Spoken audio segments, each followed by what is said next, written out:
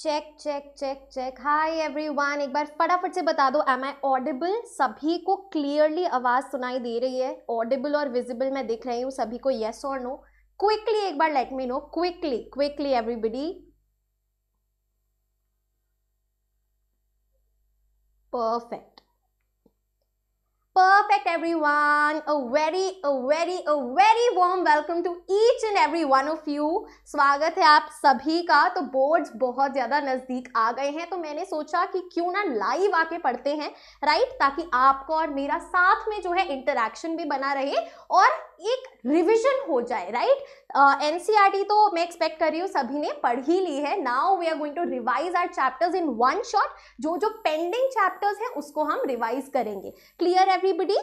Hi everyone and welcome to the session. Hi Aarti, Shreya, Ankita, Kiara, Sanjana, Rohit, Vanshika, Kapil, Vikas, Akshit. Perfect everybody। चलिए, so we have more than 100 students joining in। Perfect everybody। तो फटाफट से बता दो, how is the जोश? How is the जोश? Are we ready to get started with our chapter number 2, contemporary centers of power? हाँ या ना? फटाफट से बता दीजिए।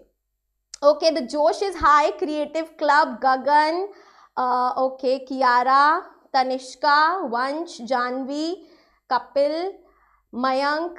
Okay, perfect everybody. The josh is very high. हम सब रेडी हैं। तो देखो, अब आपको करना क्या है, मेरे साथ साथ रिवाइज करना है, राइट। आपके अगर कोई नोट्स हैं तो उनको खोल सकते हैं, वरना बेस्ट है एनसीईआरटी अपनी ओपन रखो, राइट। एनसीईआरटी और अपने नोट्स कोई भी एक सोर्स जो है आप ओपन रखो, ताकि आप टैली कर पाए कि अच्छा ये वाला पॉइंट यहाँ पे है, राइट। जिस सोर्स से आप पढ़ रहे हैं ना उसको ओपन कर लीजिए, ताकि आप मैच कर पाए साथ साथ, और आपका जो कनेक्शन है, जो फोटोग्राफिक मेमोरी है, वो और ज्यादा अच्छे तरीके से जो है वो बैठ जाए हमारे दिमाग में। Clear everybody? Perfect perfect everyone, perfect. Okay, 150 plus students. Perfect everybody. तो चलिए शुरू करते हैं। तो आज जो हम चैप्टर शुरू कर रहे हैं वो है कंटेम्पररी सेंटर्स ऑफ पावर। तो अगर हम इससे पहले की बात करें, इससे पहले हमने कौन सा चैप्टर स्टडी किया है, फटाफट से नेम बता दो। जो चैप्टर नंबर 1 अब हो गया है। देखो, ओरिजिनली अगर मैं बात करूं तो पहले तो कोल्ड वॉर वाला चैप्टर है, ठीक है, जो क्या दिखाता है भाई, जो वर्ल्ड है वो 2 ब्लॉक्स में बट चुका है, यूएस और यूएसएसआर, राइट, ठीक है जी। उसके बाद हम चलते हैं एंड ऑफ बाइपोलैरिटी पे। एंड ऑफ बाइपोलैरिटी का मीनिंग क्या है कि एक जो ब्लॉक है, किसका ब्लॉक, यूएसएसआर का ब्लॉक, वो जो है अब गिर गया है, खत्म हो गया है, राइट। यूएसएसआर अब जो है वो डिसबैंडेड हो गया है, टूट गया है। Now it is no more a union of Soviet socialist republics, right. Clear? मैं एक बार आपको ओवरव्यू दे रही हूँ। कोल्ड वॉर डिलीटेड है, मुझे पता है बच्चा, cold war is deleted, connection बता रही हूँ, राइट। तो अब सेकेंड चैप्टर में जब यूएसएसआर डिसइंटीग्रेट हो गया तो क्या होता है, यूएस जो है वो सुपर पावर बन जाती है, यूएस इकलौती सुपर पावर बन जाती है। आप इस चैप्टर में हम क्या पढ़ेंगे एंड ऑफ बाइपोलैरिटी के बाद में, कि भाई यूएस के अलावा ऐसे कौन से सेंटर्स ऑफ पावर हैं, ऐसे कौन से वी कैन से ऑर्गेनाइजेशंस हैं या कंट्री हैं जो पावरफुल हैं। जैसे यूएस सुपर पावर है, वैसे ही यूएस के साथ साथ उस समय पे कौन सी ऐसी पावर्स थी कंटेम्पररी, यानी कि आज के टाइम पे, राइट, कंटेम्पररी टाइम्स में, राइट, कौन सी ऐसी ऑर्गेनाइजेशंस हैं जो पावरफुल हैं। आई बात समझ में सभी को? यस और नो? तो इन 3 अभी हम आगे पढ़ेंगे, European union, ASEAN and Chinese economy का राइज। तो चाइना, 3 ये डायरेक्ट जो हैं हम सेंटर्स ऑफ पावर अपने इस चैप्टर में पढ़ने वाले हैं। सबसे पहला कौन सा है? European union. उसके बाद क्या है? Association of South East Asian Nations. And उसके बाद क्या है? चाइना। हाँ या ना फटाफट से बता दीजिए, यस और no, quickly let me know. Yes everybody, perfect, बहुत बढ़िया। तो चैप्टर नेम सभी को समझ में आया कि और कौन से उभरते सेंटर्स ऑफ पावर हैं आफ्टर यूनाइटेड स्टेट्स, या right, United states of America. चलो, तो सबसे पहले अपने सेंटर पे चलते हैं, which is the European union, EU जिसे हम बोलेंगे। तो सबसे पहला कंटेम्पररी सेंटर ऑफ पावर कौन सा है? European union. क्लियर? चलिए इसके बारे में बेसिक जानते हैं। देखो इसमें 2 क्वेश्चन बनते हैं, मैं आपको क्लियर कट अभी बता रही हूँ। 2 क्वेश्चन बनते हैं। क्वेश्चन नंबर 1 है भाई, ये जो यूरोपियन यूनियन है ये इकोनॉमिक से एक इंक्रीजिंगली पॉलिटिकल यूनियन में कैसे बदल रहा है। एक ये वाला आपका क्वेश्चन आता है 6 मार्क्स में, और दूसरा आता है कि यूरोपियन यूनियन कैसे एक पावरफुल ऑर्गेनाइजेशन है, जिसमें हम क्या बताएंगे, फटाफट से बता दो क्या बताने वाले हैं। पहले भी मैंने आपको बताया 3 से 4 जो सब हेडिंग्स हैं यूरोपियन यूनियन की, जब हम पावर की बात करते हैं तो कौन सी सब हेडिंग्स है जिसमें ये डिवाइड होगा। ये 2 सिंपल स्ट्रेट क्वेश्चन बनते हैं। क्लियर? Very good. इन्फ्लुएंस, बहुत अच्छे, बहुत बढ़िया। सो आपका इन्फ्लुएंस ऑफ यूरोपियन यूनियन आता है, जिसमें आगे अभी हम 3 हेडिंग्स पढ़ेंगे। वेरी गुड, बहुत बढ़िया, वेरी गुड। चलिए सभी को सब कुछ तो आता है, तो चलो शुरुआत करते हैं, जानते हैं ये यूरोपियन यूनियन बना कैसे। ठीक है जी, थोड़ी सी हिस्ट्री हम जानेंगे यूरोपियन यूनियन की। क्लियर? चलिए परफेक्ट। तो सेकेंड वर्ल्ड वॉर जो है कब से कब तक हुई? 1939 से 1945 तक सेकेंड वर्ल्ड वॉर हुई। ठीक है, सेकेंड वर्ल्ड वॉर 45 में खत्म होती है, जब क्या शुरू होती है? कोल्ड वॉर शुरू होती है, राइट। तो अब जब सेकेंड वर्ल्ड वॉर खत्म हुई 1945 में, तो जो यूरोप के लीडर हैं उनके पास एक क्वेश्चन आया कि भाई यूरोप का क्या किया जाए। क्वेश्चन ऑफ यूरोप, अब यूरोप का क्या किया जाए। तो सबसे पहले मुझे ये बताएंगे कि सेकेंड वर्ल्ड वॉर किन दोनों ग्रुप्स या अलायंसेस के बीच में थी। फटाफट से बता दीजिए, क्विकली लेट मी नो, फटाफट से।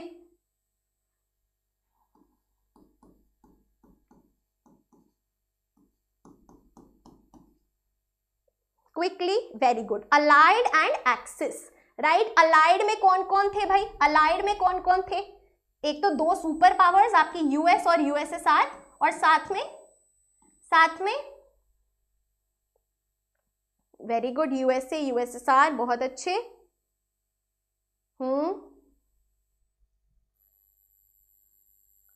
एक्सिस में है जर्मनी, तो एक्सिस में क्या है?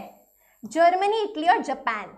ठीक है, जर्मनी, इटली, जापान। हाँ, यूएसए यूएसएसआर, ब्रिटेन और फ्रांस।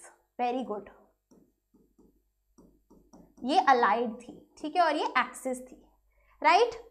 अब क्या हुआ भाई सेकेंड वर्ल्ड वॉर के बाद? ऑब्वियसली यूरोप में भी जो है बहुत ज्यादा इकोनॉमी थी जो वो एकदम poor, we can say degrade हो गई थी, एकदम मिट्टी में मिल गई थी भाई, क्योंकि वॉर जो है कभी किसी का भला करती नहीं है, राइट। तो क्वेश्चन ऑफ यूरोप की क्या किया जाए।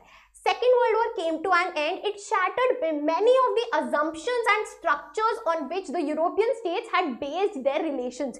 पहले जो structures थे, पहले जो economy थी, वो सब कुछ जो है अब खत्म हो चुकी थी। So 1945 में European states confronted the ruin of their economies and the destruction of the assumptions and structures on which Europe had been founded. तो पहले जिस बेसिस पे इकोनॉमी बनाई गई थी, जो स्ट्रक्चर्स थे, जो इंस्टीट्यूशंस थे यूरोप के, वो सब मिट्टी में मिल गए due to the second world war. तो अब क्या किया जाए? तो भाई अब हीरो बन के आता है यूएसए। तो अमेरिका क्या करता है? हेल्प करता है, पैसे देता है, फाइनेंशियल हेल्प करता है। किसकी? यूरोपियन स्टेट्स की, फॉर रिवाइविंग यूरोप्स इकोनॉमी की। आपकी जो इकोनॉमी है उसको मैं बेहतर बनाऊंगा, मेरी हेल्प के थ्रू आप जो है अपनी इकोनॉमी को रिवाइव कर सकते हैं। तो अमेरिका बनता है सेवियर और एक मैसिव फाइनेंशियल हेल्प देता है यूरोपियन कंट्रीज को। क्लियर? और इसको भाई क्या बोला जाता है? ये जो फाइनेंशियल हेल्प दे रहा है अमेरिका यूरोपियन कंट्रीज को, इसको बोला गया है Marshall plan, right. This is known as USS Marshall plan. Is it clear everybody? यहां तक हाँ या ना बताइए जरा। और यहीं पे साथ साथ दूसरी तरफ क्या हो रहा है? देखो यूरोप जो है, ईस्ट यूरोप और वेस्ट यूरोप दोनों हिस्सों में बट चुका है। जैसा मैंने आपको पहले बताया, वेस्ट यूरोपियन कंट्रीज को यूएस अपने साथ कर रहा है और ईस्ट यूरोपियन कंट्रीज को यूएसएसआर हेल्प दे रहा है और अपने जो है ब्लॉक में इंक्लूड करने की कोशिश कर रहा है। Is it clear everyone? यहां या ना बताइए। ठीक है, so America extended massive financial help for reviving Europe's economy under what was called the Marshall plan. चलिए आगे चलते हैं। And America also created a new collective security structure under NATO, right. NATO कब एस्टैब्लिश होता है? North Atlantic treaty organisation कब बनाई गई? फटाफट से ईयर बता दीजिए, मुझे पता है आप सभी जानते हैं, राइट। और नेटो के रिस्पॉन्स में क्या बनाया गया? नेटो के रिस्पॉन्स में क्या बनाया गया यूएसएसआर ने? फटाफट से बता दीजिए।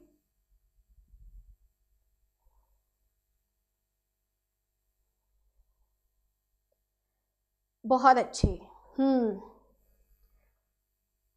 Warsaw pact, very good. 1949 NATO and आपका 1955 वॉर्सो पैक्ट, बहुत अच्छे।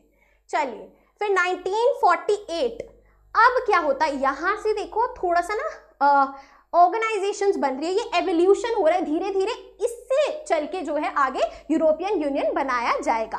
क्लियर? तो 1948 में क्या बनता है? Organisation for European economic cooperation, right. So OEEC is established in 1948, ये आपको याद कर लेना है, CUET के लिए बहुत इंपॉर्टेंट है। OEEC का क्या मतलब था? यूरोपियन इकोनॉमिक कोऑपरेशन है, तो आप देख रहे हैं इकोनॉमिक स्फेयर में, right, to channel aid to the west European states, west European states को हेल्प की जाए, एड यानी कि हेल्प की जाए, ठीक है।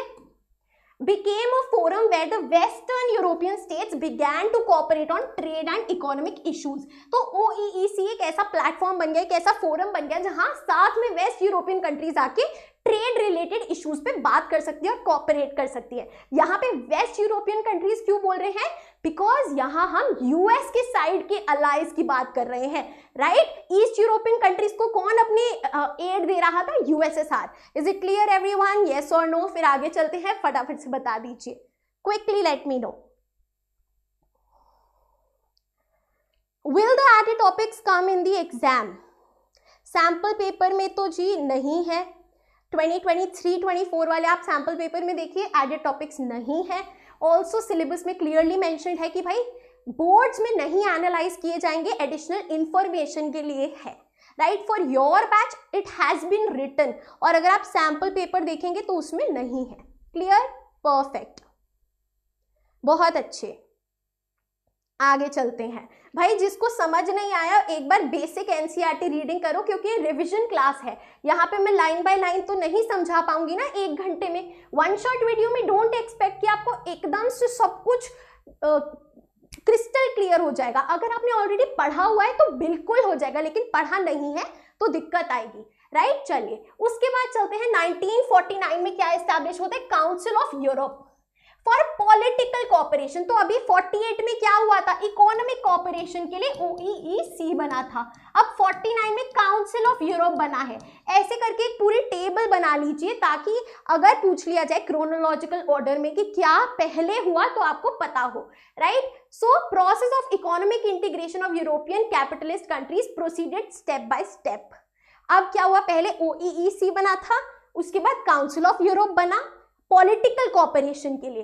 अब वापस से इकोनॉमिक इंटीग्रेशन की, इकोनॉमी जो है यूरोपियन कैपिटलिस्ट कंट्रीज की और ज्यादा वी कैन से स्ट्रेंथन हो सके, उसके लिए एक और कम्युनिटी बनाई गई, which was the European economic community in the year 1957। तो पहले 48 में OEEC, उसके बाद 57 में यूरोपियन इकोनॉमिक कम्युनिटी।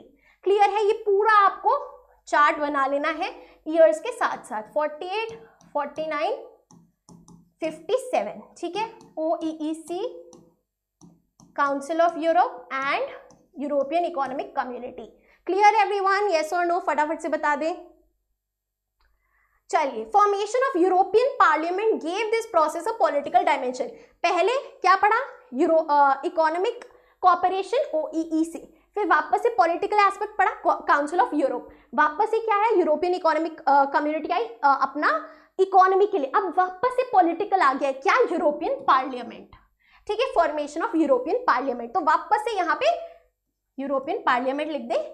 तो this was economic, this was political, again economic and again political, ऐसे याद करेंगे। Collapse of Soviet block put Europe on a fast track. अब क्या होता है भाई? कोलैप्स ऑफ सोवियत ब्लॉक कब हुआ? In which year did Soviet Union disintegrate? फटाफट से बता दीजिए। Quickly let me know. Shout out to first 5 answers.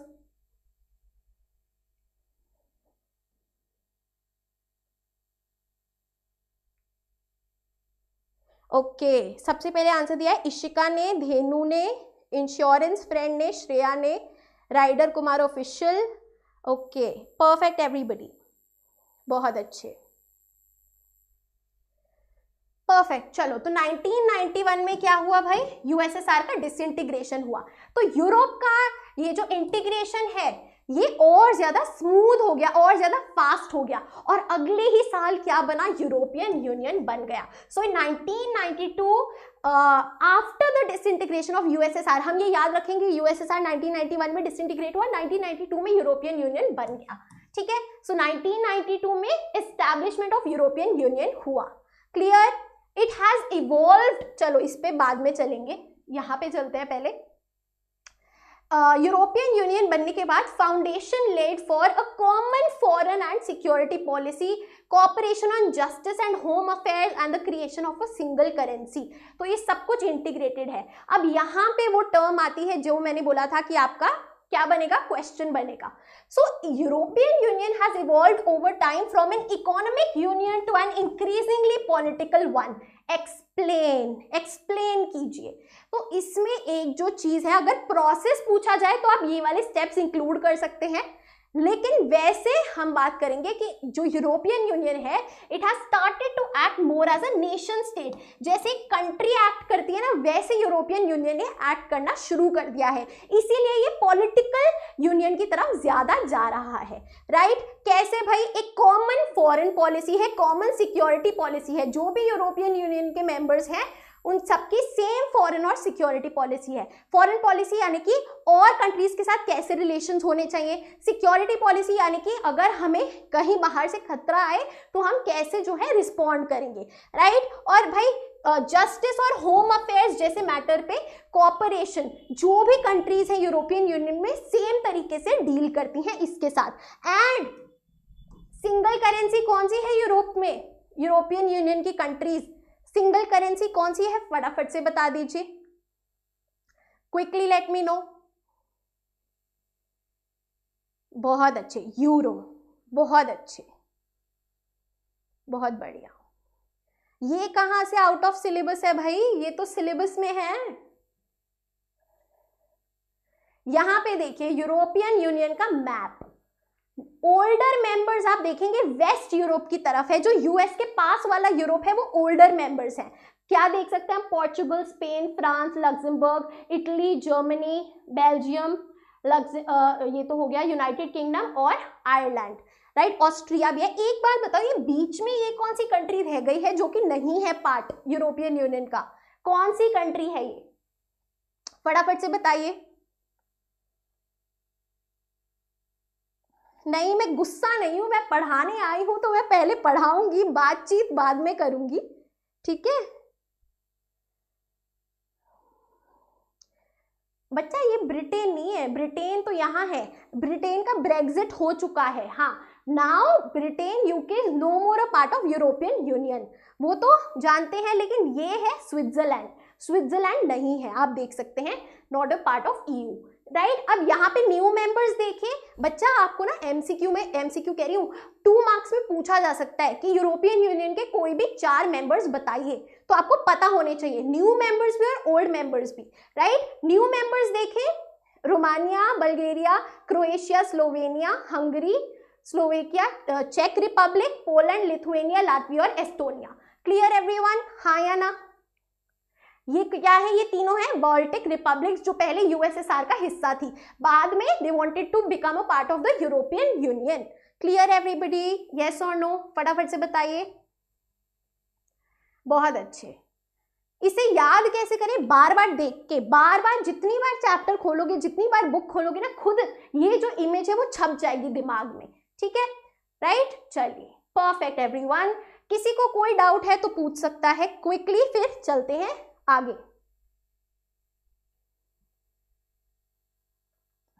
ये रहा हमारा वो आंसर वाला पार्ट. देखिए काफी इंपॉर्टेंट है तो ध्यान दीजिएगा. ओके तो यूरोपियन यूनियन एक नेशन स्टेट की तरह एक्ट कर रही है, राइट तो यानी कि वो पॉलिटिकल यूनियन की तरफ ज्यादा जा रही है। कैसे कर रही है नेशन स्टेट की तरह एक्ट भाई? खुद का फ्लैग है, खुद का एंथम है, खुद की फाउंडिंग डेट है और खुद की करेंसी है, राइट? हाँ या ना, यस और नो फटाफट से बताएंगे। इंडिया के पास खुद का फ्लैग है, खुद का एंथम है, खुद की फाउंडिंग डेट है और खुद की करेंसी है। सिमिलरली यूरोपियन यूनियन के पास है, तो एक नेशन स्टेट ही तो बन रही है, नेशन स्टेट यानी कि कंट्री, राइट? और भाई क्या चाह रही थी कि अपना खुद का एक कॉन्स्टिट्यूशन भी हो, जैसे इंडिया का कॉन्स्टिट्यूशन है, सिमिलरली यूरोपियन यूनियन का खुद का एक कॉन्स्टिट्यूशन भी हो, लेकिन ऐसा मुमकिन नहीं हुआ। दिस हैज फेल्ड, ठीक है, this attempt has failed, clear, right? तो एक ये जो चीज है, वरना तो पूरा ही पॉलिटिकल यूनियन बन जाता है एक बार कॉन्स्टिट्यूशन बन जाए तो, राइट? और भाई क्या है, कॉमन फॉरेन पॉलिसी है और कॉमन सिक्योरिटी पॉलिसी है, राइट, जो हमने पहले पढ़ा। Clear everyone? ये आपका आंसर में आएगा from economic union to political union. Is it clear everybody? Yes और नो फटाफट से बताइए। बच्चा अभी पॉल साइंस का कर रहे हैं, पॉल साइंस का कर लो, हिस्ट्री का भी करा देंगे पेपर के पास, ठीक है, डोंट वरी, फाइन, बहुत अच्छे। चलो अब यूरोपियन यूनियन का फ्लैग देखिए एक बार, कितने सितारे हैं इसमें, कितने स्टार्स हैं? How many stars can you see? I can see 135 stars in my live chat. आपको कितने स्टार्स दिख रहे हैं यहाँ पे? 12 स्टार्स, वेरी गुड रेनू, बहुत अच्छे। Ishika, very good. Nikita, Tushar, Mohit, Lalitesh, Kiara, 12 stars, very good. तो 12 स्टार्स हैं भाई, ठीक है जी। Circle of gold stars with 12 stars. The number 12 is traditionally the symbol of perfection, completeness and unity. तो ये 12 क्या इंडिकेट कर रहा है? परफेक्शन, कंप्लीटनेस और यूनिटी, ठीक है जी। परफेक्शनिज्म यानी कि बहुत परफेक्ट चीज है, कोई कमी नहीं है। कंप्लीटनेस यानी कि होल है, कंप्लीट है, आधा अधूरा नहीं है। और यूनिटी यानी कि एकजुट, साथ है, right? And the circle of gold stars stands for solidarity and harmony between the people of Europe, right? कि वो आपस में उनमें मेलजोल रहे, पीस रहे, सॉलिडारिटी रहे। क्लियर? तो ये मीनिंग ऑफ फ्लैग इंपॉर्टेंट है, पूछ लिया जाता है, एमसीक्यू में भी आ जाता है। आगे चलते हैं। अब देखो, क्योंकि एक सिंगल करेंसी है, राइट, कॉमन फॉरेन पॉलिसी है, कॉमन सिक्योरिटी पॉलिसी है, तो ऐसी बहुत सारी कंट्रीज थी जिन्हें प्रॉब्लम हुई इस चीज से कि भाई कहीं ये हमारी कंट्री में घुस के हमें कंट्रोल तो नहीं करना चाह रही। So many countries are not very enthusiastic in giving the European Union powers that were exercised by the government of their country। भाई जो उनकी गवर्नमेंट के पास पावर है वो यूरोपियन यूनियन को क्यों देंगी भला, है ना? तो इसीलिए उनके मन में डाउट था। there are also reservations about including some new countries within the EU। और भाई जो ओल्ड मेंबर्स है उन्हें प्रॉब्लम होती है कि आप न्यू कंट्रीज को क्यों इंक्लूड कर रहे हो यूरोपियन यूनियन में, right? So these are the two, we can say, negative points, right? यूरोस्केप्टिसिज्म भी अभी पढ़ेंगे, यूरोस्केप्टिसिज्म, राइट? स्केप्टिकल होना यानी कि डाउटफुल होना। Fine, clear everyone? हाँ या ना? अच्छा ठीक है, थैंक यू, पढ़ाई पे ध्यान दो। यस, बहुत बढ़िया। आगे चलते हैं। ये रहा हमारा यूरोपियन यूनियन का इन्फ्लुएंस वाला आंसर, ठीक है। How has the European union become an influential organisation, explain. तो सबसे पहले हम क्या एक्सप्लेन करेंगे? हाँ, अब दिख रहा है सभी को, परफेक्ट। भाई इकोनॉमिक, पैसे के मामले में भाई, अच्छा एक बात बताओ, आपसे कोई पूछे यार तुझे उसमें क्या अच्छा लगा, है ना? या फिर चलो तुम तो इतने भोले हो, इकोनॉमिक तो देखोगे ही नहीं, अभी बच्चे हो, राइट? बट अगर तुम किसी की शादी हो रही है, उनके माँ बाप से पूछोगे ना, अंकल आपको क्या अच्छा लगा जीजा जी में, तो वो क्या कहेंगे? भाई एक तो पैसे वाला है, राइट, थोड़ी बॉडी शॉडी है ना, अच्छा इंसान है। तो वैसे ही सबसे पहले क्या, हमेशा सबसे पहले क्या बात होगी? पैसे की बात होगी। तो इकोनॉमिक इन्फ्लुएंस, राइट? तो भाई European union, it is world's second biggest economy, it is world's second biggest economy, a GDP of more than $17 trillion in 2016, next to that of USA. USA के बाद सेकंड नंबर पे European union, यानी कि इन सारी countries के पैसे को economic हम अगर बात करें मिक्स कह रही हूँ, प्लस कर दे जीडीपी को, तो second highest in the world बनती है. क्लियर?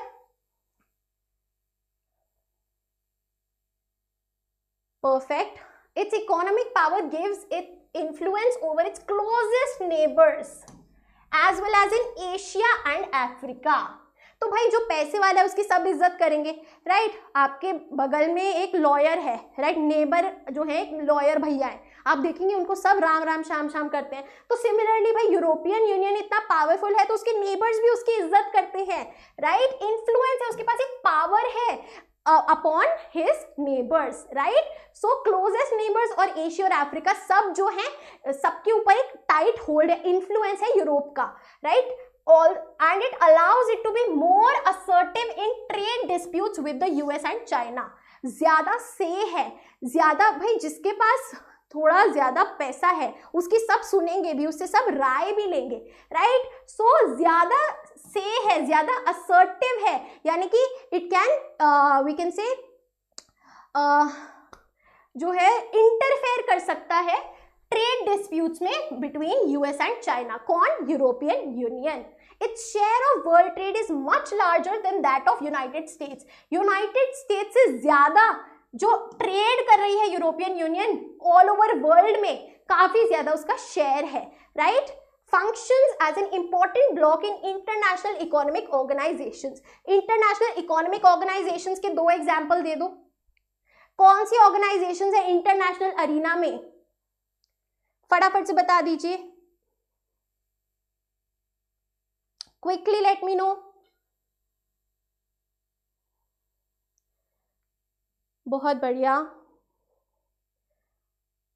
इकोनॉमिक ऑर्गेनाइजेशन, हाँ, WHO, कियारा ने बताया है, श्रेया ने बताया IMF, बट बच्चा WHO नहीं, WB, world bank, world health organisation हो गई ना वो जो आपने बताई.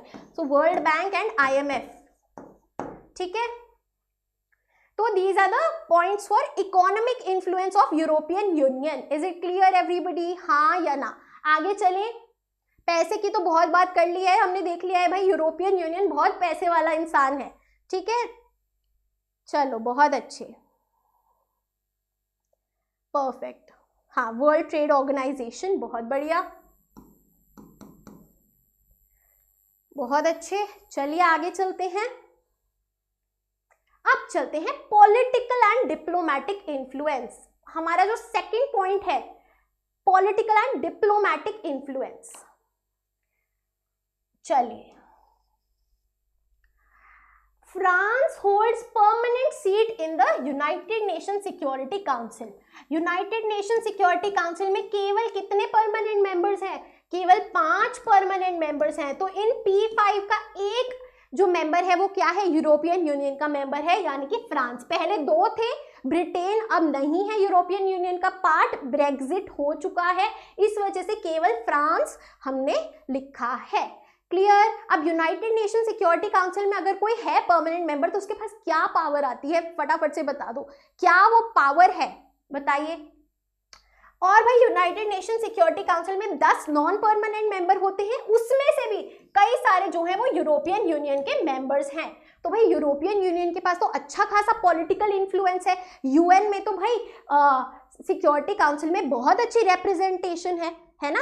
यस. नेगेटिव वीटो, जो P5 है उनके पास नेगेटिव वीटो होता है. अगर किसी भी डिसीजन, किसी भी इशू पे डिसीजन लेना है और अगर इन 5 मेंबर्स में से कोई एक नो कर दे तो चाहे वहां पे 1000 लोग हाँ कर रहे हैं, पूरा जो डिसीजन है वो रद्द हो जाएगा, नो पे मतलब कैंसिल हो जाएगा. क्लियर? आगे चलते हैं. It used diplomacy, economic investments and negotiations in its dialogue with China on human rights and environmental degradation. तो यहाँ पे एग्जाम्पल दिया है कि भाई चाइना से डिप्लोमेटिकली बात करी, नेगोशिएट किया ह्यूमन राइट्स और इन्वायरमेंटल डिग्रेडेशन के मुद्दे पे, ठीक है. This is an example.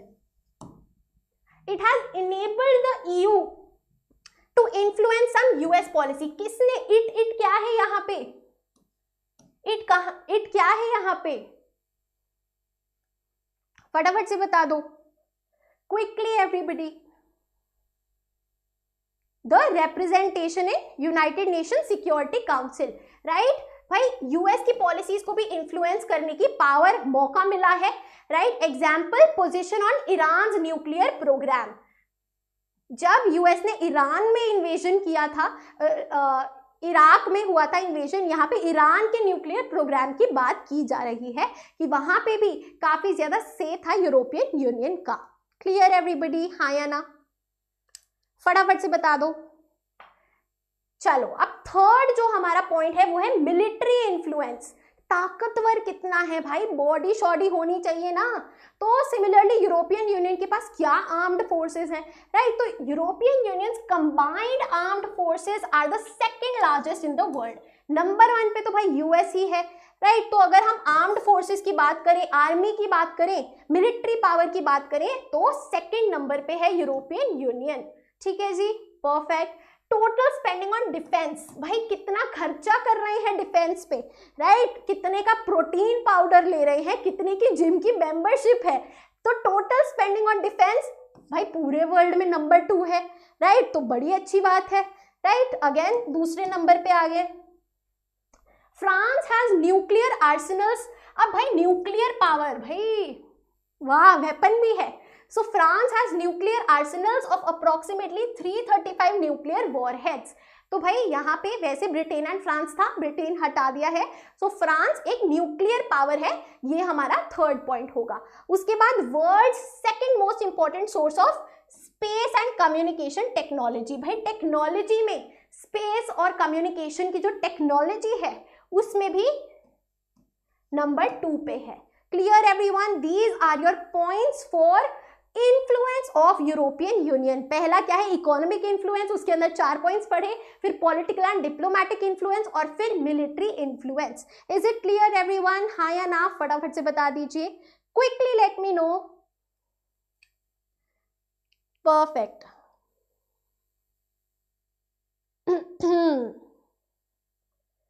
बहुत अच्छे,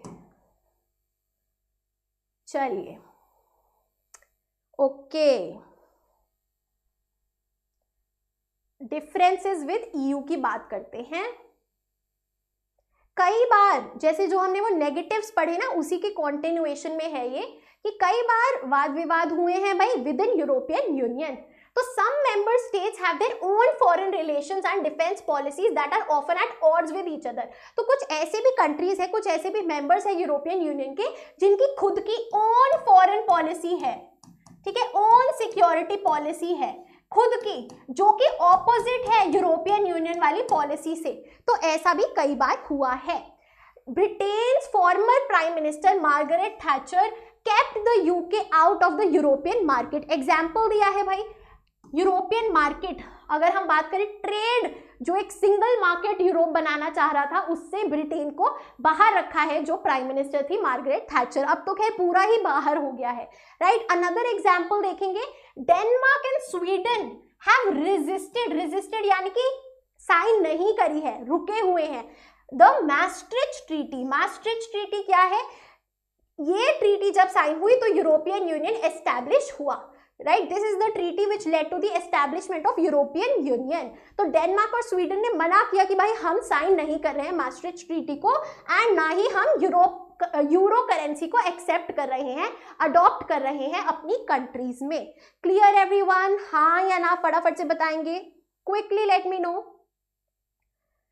बहुत अच्छे, perfect. Britain's prime minister Tony Blair was America's partner in the Iraq invasion. तो भाई ब्रिटेन के जो प्राइम मिनिस्टर थे, अगेन यहाँ पे ब्रिटेन का एग्जाम्पल है, यहाँ पे भी टोनी ब्लेयर, पहले मार्गरेट थैचर, यहाँ पे टोनी ब्लेयर, वो अमेरिका के साथ पार्टनर थे इन द इराक इन्वेजन। जो इराक इन्वेजन हुआ था भाई, ये बोल के कि वेपन्स ऑफ मास डिस्ट्रक्शन वहां पे बनाए जा रहे हैं। ये आपका ना यूएस हेजेमनी वाले चैप्टर में था, तो डरो मत, अब हटा दिया गया है, ठीक है। एंड इसी सेम इशू पे जर्मनी और फ्रांस जो है अपोज थे अमेरिका को लेके, लेकिन ब्रिटेन अमेरिका को सपोर्ट कर रहा था। तो ये क्या डिफरेंसेस दिखा रहे कि with in European union members कई बार जो है डिस्प्यूट हुआ है। क्लियर एवरीवन, यस और नो? फटाफट से लेट मी नो। ये टाइमलाइन है यूरोपियन इंटीग्रेशन की। Why is this important for your CUET? Boards के लिए इंपॉर्टेंट है, सीयूईटी के लिए इंपॉर्टेंट है, तो रीड जरूर कर लेना, रीड जरूर कर लेना। वैसे प्रॉपर आंसर इस पे नहीं आता है। क्लियर? ठीक है जी, रीड जरूर कर लेना। Again I am emphasising on this, क्यों? For your CUET. ठीक है, परफेक्ट। अब इसके बाद हम शुरुआत करेंगे आसियान से। क्लियर? 2 मिनट वाटर ब्रेक लेते हैं, फिर आसियान पे चलते हैं। फाइन, थोड़ी सी कुछ बातचीत करनी है, कर सकते हैं, नो इश्यूज एट ऑल।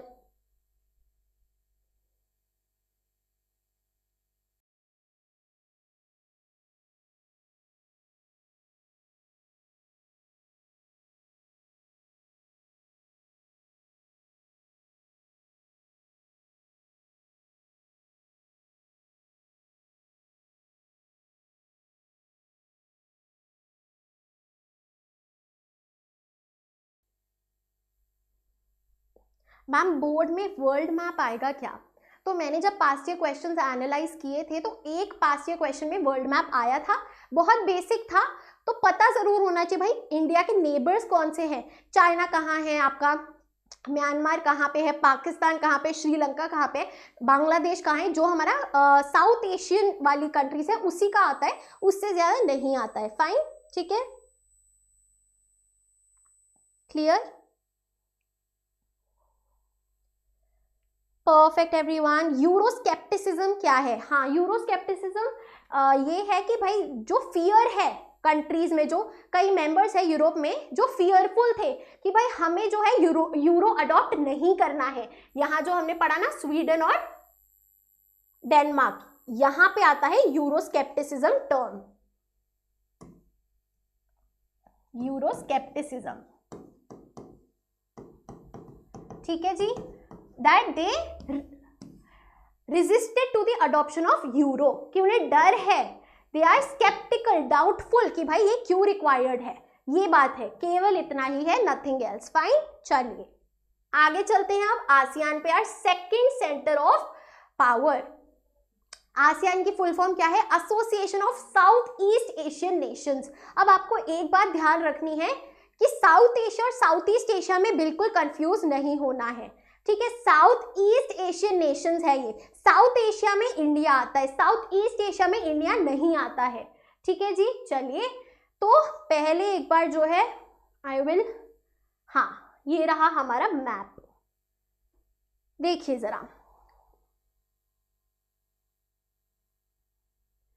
ये इंडिया है। ठीक है जी, तो इंडिया के साइड में एकदम पड़ोसी म्यांमार। ठीक है, फिर आप देख सकते हैं 10 कंट्रीज है, 10 मेंबर्स हैं आपका साउथ ईस्ट एशिया में। राइट, यहाँ पे मैप आपकी बनी हुई है, बुक में बनी हुई है। थोड़ी सी भी अगर यहाँ प्रॉब्लम हो जो यहाँ पे मैप अटैच है तो प्लीज सीरियस मत लेना, this is only for educational purposes. ठीक है, तो इंडिया के इस तरफ ये अपना साउथ ईस्ट एशिया है, दिस इज द डायरेक्शन, और इंडिया की तरफ है साउथ एशिया। ठीक है जी, क्लियर एवरीबॉडी?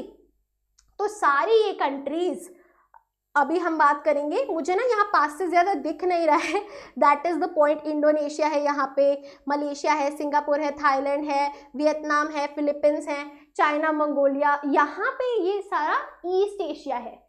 राइट, इस तरफ की मैं कंट्रीज की बात कर रही हूँ। चलिए परफेक्ट, अब आसियान की हिस्ट्री के बारे में जानते हैं, बहुत इंपॉर्टेंट है, सीधा सीधा क्वेश्चन बन के आता है, तो देखेंगे। चलिए, so before and during the second world War this region of Asia suffered economic and political consequences of repeated colonialism.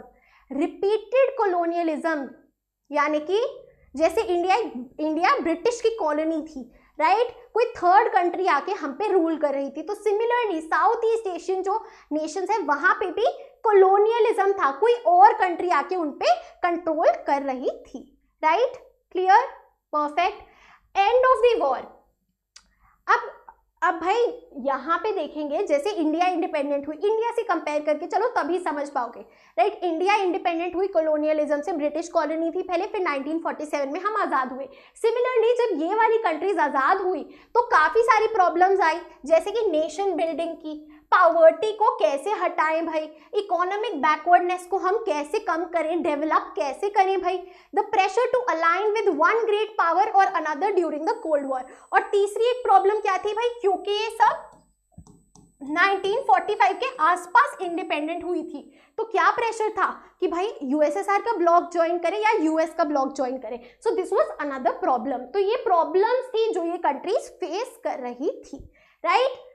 आगे देखते हैं, efforts eight ASEAN and third world, eight Asian and third world unity. तो third world क्या है भाई, first world क्या है आपका यूएस का ब्लॉक, सेकेंड वर्ल्ड क्या है यूएसएसआर का ब्लॉक, और थर्ड वर्ल्ड क्या है ऑल द डेवलपिंग नेशंस, ठीक है, all the developing nations are the Third World, ठीक है जी। अब देखिए अब क्या होता है, बैंडंग कॉन्फ्रेंस और नॉन अलाइंड मूवमेंट, दो ये चीजें हैं।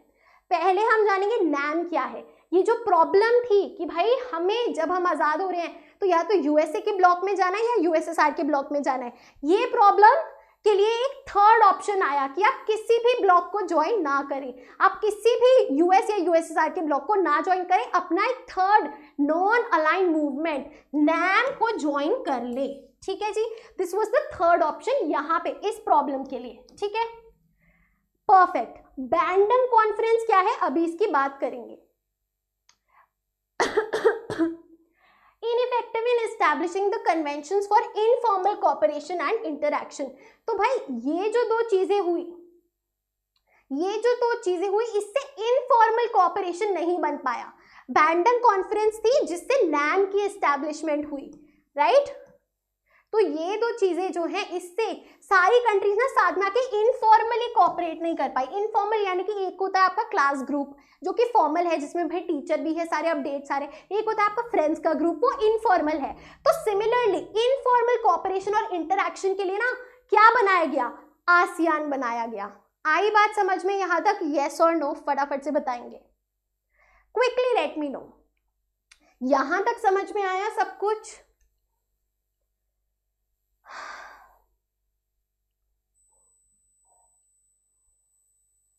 यस, बहुत अच्छे। मैप वैसे तो यार बुक 2 से ही बनता है मैप, लेकिन बुक 1 से जैसे मैंने बोला इंटरनेशनल वाला बस साउथ एशिया का आपको पता होना चाहिए, उससे ज्यादा ना ही वो ज्यादा बार आए, 1-2 बार ही पूछा गया है, राइट, परफेक्ट। हाँ बच्चा, नैम तो इंडिया एक फाउंडिंग मेंबर था, हाँ नैम एक फाउंडिंग मेंबर था, लेकिन साउथ ईस्ट एशियन नेशंस के पास ऑप्शन था नैम में जाने का, इसीलिए बात हो रही है यहाँ पे, राइट। बैंडंग कॉन्फ्रेंस से नैम बना, और लेकिन ये जो है इनफॉर्मल तरीका नहीं था, इनफॉर्मल कोऑपरेशन नहीं हो पा रही थी। तो 1967, कब ईयर याद कर लो, 67, 47 में इंडिया इंडिपेंडेंट हुई 20 साल बाद, ठीक है। सो 1967 में आसियान बना, Association of South East Asian Nations, right. This was established by 5 countries, by 5 countries. और इसकी ट्रिक क्या है फटाफट से बता दो, 5 कंट्रीज को याद करने की ट्रिक।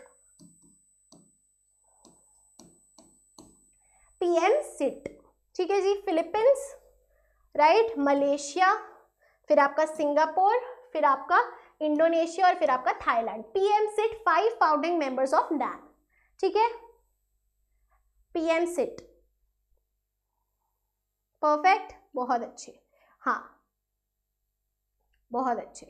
चलिए, एंड कौन सी डेक्लेरेशन साइन की गई, बैंकॉक डेक्लेरेशन साइन हुई, जिसके थ्रू आसियान जो है वो एस्टैब्लिश हुआ। बैंकॉक थाईलैंड में है, so Bangkok declaration led to the establishment of ASEAN in 1967। Perfect everybody, ASEAN का थोड़ा सा हमें बैकग्राउंड समझ में आया, ठीक है जी। चलिए आगे चलते हैं नेक्स्ट टॉपिक पे फॉर आसियान।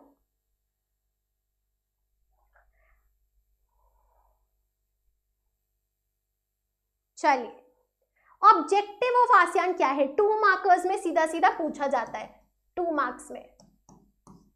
प्राइमरी ऑब्जेक्टिव यानी कि जो मेन गोल है, नंबर 1 ऑब्जेक्टिव क्या है, accelerate economic growth and through that social progress and cultural development. तो भाई इकोनॉमी ले आए हैं, साथ में सोशल प्रोग्रेस ले आए हैं और साथ में कल्चर ले आए हैं, ठीक है, ये 3 याद कर लो।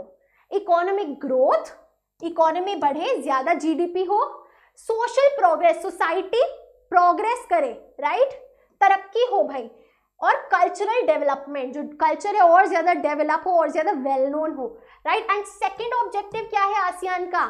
Promote regional piece and stability. जो आसियान आपस में जो कंट्रीज हैं, है ना, उनमें पीस बना रहे, कोऑपरेशन बनी रहे, based on the rule of law and principles of United Nations charter. जो इंटरनेशनल लॉ है, राइट, जो यूएन चार्टर में मेंशन्ड है प्रिंसिपल्स, उनको फॉलो करते हुए रीजनल पीस और स्टेबिलिटी बनी रहे आसियान मेंबर्स के बीच में। This is the second objective. 2 objectives है, याद कर लेना है। आगे चलते हैं, अदर मेंबर्स ऑफ आसियान। पहले तो 5 पढ़ लिए हमने, पीएम सिट, और कौन है members? Brunei Darussalam, Vietnam, Lao PDR, Myanmar and Cambodia. Present strength is 10, तो ये 10 मेंबर्स है। That is why I was saying उस मैप पे ना, that was east and Pacific वाला, ठीक है, उसमें से सेलेक्टेड ही थे फॉर आसियान। तो यहाँ पे पीएम सिट प्लस आपकी 5 और कंट्रीज, टोटल 10 है, टोटल कंट्रीज 10 है, ठीक है। Brunei Darussalam, Vietnam, Lao PDR, आपका Myanmar and Cambodia. These are the 10 countries of Association of South East Asian Nations. Clear everyone? हाँ या ना फटाफट से एक बार बताइए, क्विकली लेट मी नो। अब एक और इंपॉर्टेंट चीज आती है, आसियान वे। पूछ लिया जाता है 2 मार्क्स में, what is the ASEAN way, ठीक है।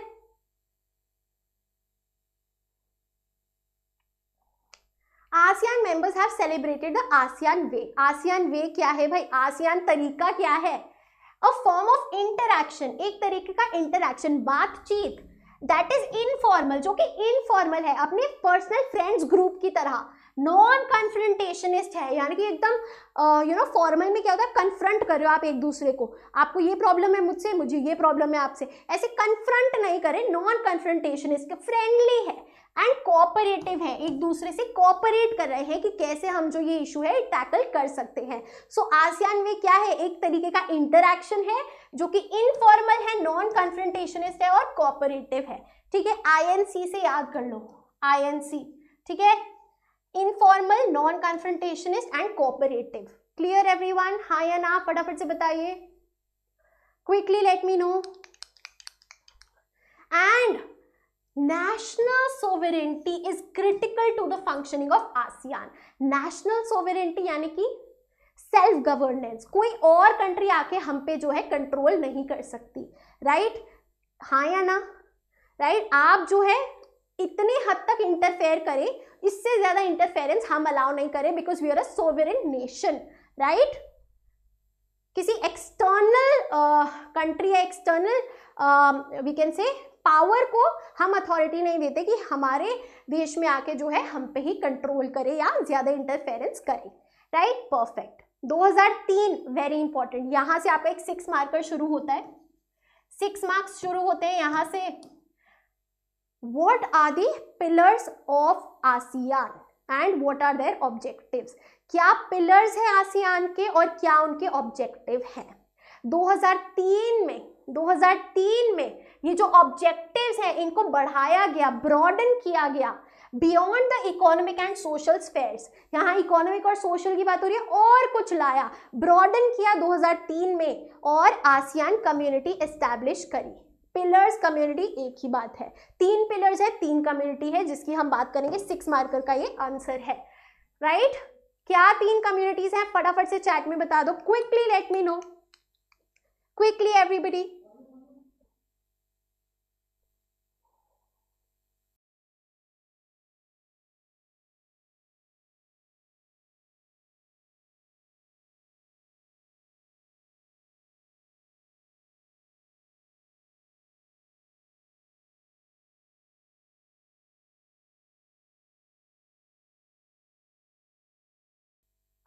परफेक्ट, ठीक है, सभी को पता है, बहुत बढ़िया। तो चलिए जानते हैं क्या ये आसियान की कम्युनिटी एस्टैब्लिश हुई। We have 3 pillars of ASEAN community. चलिए वेरी इंपॉर्टेंट, सीधा सीधा 6 मार्कर बनता है, तो ध्यान देंगे। 3 पिलर्स ऑफ आसियान कम्युनिटी। सबसे पहली क्या है? ASEAN security community. ASEAN Security Community, based on the conviction that outstanding territorial disputes should not escalate into armed confrontation। तो भाई क्या मेन ऑब्जेक्टिव है सिक्योरिटी कम्युनिटी का? कि भाई अगर किसी के साथ टेरिटोरियल डिस्प्यूट, देखो नेबर्स हैं तो वाद विवाद होते हैं, भाई तुमने ये दीवार क्यों खड़ी करी, राइट, या फिर तुम जो मोटर का पानी है वो मैं पहले लूंगा तुम बाद में लेना, ऐसे करके टेरिटोरियल डिस्प्यूट्स, टेरिटरी से रिलेटेड। तो ऐसे जो डिस्प्यूट्स हैं साउथ ईस्ट एशियन नेशंस के, वो ना आर्म्ड कन्फ्रंटेशन, मिलिट्री अटैक में ट्रांसफॉर्म नहीं होने चाहिए, उनको शांति से पीसफुली रिजॉल्व करना, ये क्या है? सिक्योरिटी कम्युनिटी का एक ऑब्जेक्टिव है। ठीक है जी, क्लियर एवरीवन, समझे बात, राइट? मेंबर स्टेट्स प्रॉमिस्ड, सबने क्या वादा किया कि हम पीस अपहोल्ड करेंगे, न्यूट्रलिटी मेंटेन करेंगे, कोऑपरेट करेंगे, ज्यादा इंटरफेयर नहीं करेंगे दूसरी कंट्री में, एंड एक दूसरे की नेशनल डिफरेंसेस और सोवरेन राइट्स को रिस्पेक्ट करेंगे। We will respect the national differences, जो कल्चरल डिफरेंस है आपकी और मेरी कंट्री में, और जो आपकी सोवरेनिटी है हम उसको रिस्पेक्ट करते हैं, हम ज्यादा इंटरफेयर नहीं करेंगे। Clear everybody? This is about ASEAN security community. हाँ या ना फटाफट से बता दें, क्विकली लेट मी नो। अब चलते हैं आसियान इकोनॉमिक कम्युनिटी पे। क्या ऑब्जेक्टिव्स हैं इकोनॉमिक कम्युनिटी के? इकोनॉमी से तो हमें समझ में आ रहा है, इकोनॉमी को स्ट्रेंथन करने के लिए बनाया गया है। अब ध्यान दो, सीधा सीधा पूछ लिया जाता है आसियान इकोनॉमिक कम्युनिटी के क्या ऑब्जेक्टिव हैं। So to create a common market and production base within ASEAN, सारी साउथ ईस्ट एशियन नेशंस की एक मार्केट हो, कॉमन मार्केट हो, जहां से इंपोर्ट एक्सपोर्ट हो रहा है, जहां पे प्रोडक्शन हो रहा है। Clear? So common market and production base बनाने का सबसे पहला ऑब्जेक्टिव। दूसरा, इकोनॉमिक, अगर हम पैसा ज्यादा आएगा तो सोसाइटी में भी हम ज्यादा स्टेटस बढ़ेगा, right? So to add social and economic development, economy के साथ साथ सोशल डेवलपमेंट भी होगी, सोसाइटी में भी डेवलपमेंट होगी। Focused on creating a free trade area, FTA, very important, FTA बनाने का सोचा for investment, labour and services. Free trade area यानी कि जहां पे कोई वी कैन से टैरिफ्स, जो टैक्सेस लगते हैं ना इंपोर्ट एक्सपोर्ट पे, वो नहीं लगेंगे। ठीक है, सो that is the free trade area, जहां पे जो ट्रेड रिस्ट्रिक्शंस है, ट्रेड बैरियर्स हैं, वो नहीं लगाए जाएंगे, फ्रीली ट्रेड किया जाएगा, चाहे वो इन्वेस्टमेंट में हो, लेबर में हो या सर्विसेज में हो, right? Improve the existing ASEAN dispute settlement, very important, very important, crucial, कि भाई जो आसियान डिस्प्यूट सेटलमेंट मैकेनिज्म है ना, जिस तरीके से कोई भी अगर डिस्प्यूट हो रहा है, जो सिस्टम अभी तक चला आ रहा है, उसको और बेहतर किया जाए, राइट? कि अगर कोई भी डिस्प्यूट है, कोई भी क्लैश है, कोई भी कॉन्फ्लिक्ट है, तो बेहतर तरीके से उसको रिजॉल्व किया जाए, राइट? टू रिजॉल्व कौन से डिस्प्यूट्स? इकोनॉमिक डिस्प्यूट्स, कोई भी ट्रेड डिस्प्यूट है फॉर एग्जांपल, तो बेहतर इंप्रूव क्या करेंगे जो डिस्प्यूट सेटलमेंट मैकेनिज्म है, किसका? आसियान का। Is it clear everyone? और जो तीसरी कम्युनिटी है वो है socio cultural community. Socio cultural community, इसमें आप लिख सकते हैं कि भाई सोशल और कल्चरल डेवलपमेंट के लिए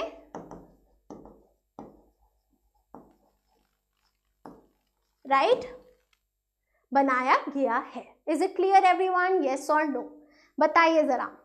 वेरी इंपॉर्टेंट, सीधा सीधा 6 मार्कर बनता है, PYQ बेस्ड आपको क्वेश्चन बता रही हूँ, ये 4-5 क्वेश्चन कर जाओ इस चैप्टर से और कुछ नहीं आएगा। ठीक है, हाँ या ना? बहुत अच्छे। रोहित शर्मा, क्रिएटिव क्लब, नाजिया, कियारा, सेजल, चलो फटाफट से सब अटेंडेंस लगा दो। क्विकली मुझे देखना है कौन कौन बच्चे हैं जो पढ़ रहे हैं। क्विकली एक बार अटेंडेंस प्रेजेंट बोले, या फिर ये बता दे आप कहाँ से देख रहे हैं, कौन सी स्टेट से हैं आप। क्विकली। ओके, विकास, माइकल, सेजल, ठीक है जी। ओके, यूपी, हरियाणा, दिल्ली, बहुत अच्छे, राजस्थान, पंजाब, बहुत बढ़िया, वेरी गुड। अरे वाह, लॉस एंजलिस से भी है, कमाल है।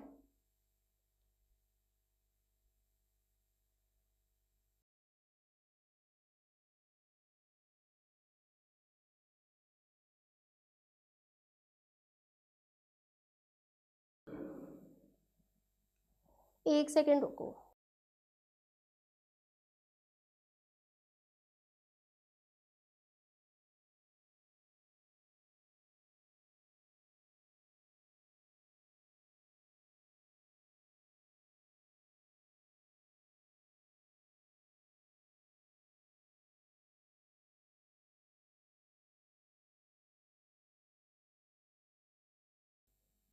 परफेक्ट, चलिए लद्दाख से भी है तेंजिन, बहुत बढ़िया।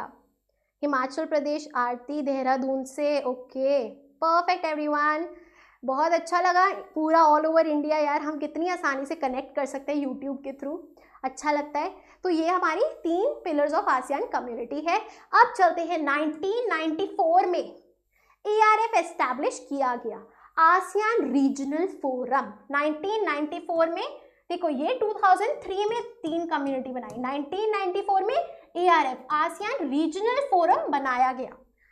The organization that carries out coordination of security and foreign policy। तो भाई आसियान की कौन सी वो ऑर्गेनाइजेशन है जो फॉरेन पॉलिसी और सिक्योरिटी पॉलिसी कैरी आउट करती है? सो that is ASEAN Regional forum. Perfect everyone, clear, बहुत बढ़िया। हाँ जी, आसियान फ्लैग देख लेते हैं।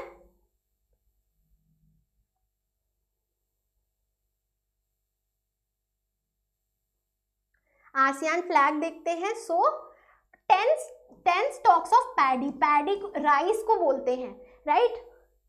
ये क्या है? 10 स्टॉक्स ऑफ पैडी है। represent the 10 Southeast Asian countries bound together in friendship and solidarity. The circle symbolizes unity of ASEAN. Unity, ठीक है जी। तो फ्लैग भी हमने स्टडी कर लिया है।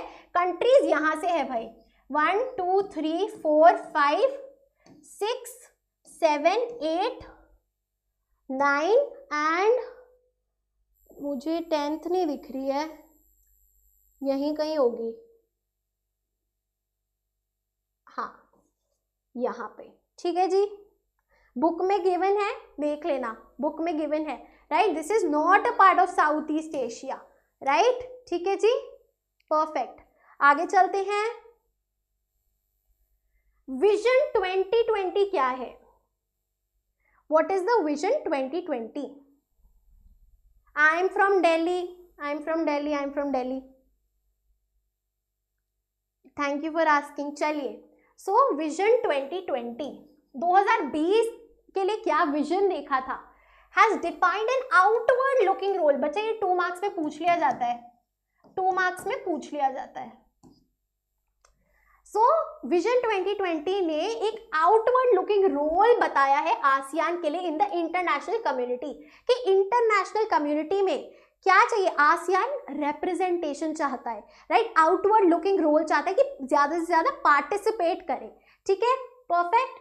Encourage negotiation over conflicts in the region, कि भाई लड़ने से अच्छा है बात करके, नेगोशिएट करके जो है एक सोल्यूशन पे पहुंच जाए, राइट? मीट्स एनुअली, हर साल में एक बार मिलता है, to discuss East Asian cooperation and mediated, जैसे कि ये जो हमने एग्जाम्पल पढ़ा कि negotiation over conflict international arena में, तो भाई कंबोडियन कॉन्फ्लिक्ट और ईस्ट तिमोर क्राइसिस में मीडिएट, यानी कि जो बीच का बिच्छू होता है ना, जो इसको भी समझा रहे उसको भी समझा रहे कि हाँ यार चलो अब बस करो, पैचअप कर लो, तो ये जो मीडिएशन का काम है, दोनों को मनाने का काम है, वो किसने किया? साउथ ईस्ट एशियन नेशंस ने किया। Clear? So this is the example of vision 2020 की इंटरनेशनल अरीना में एक आउटवर्ड लुकिंग रोल मिला।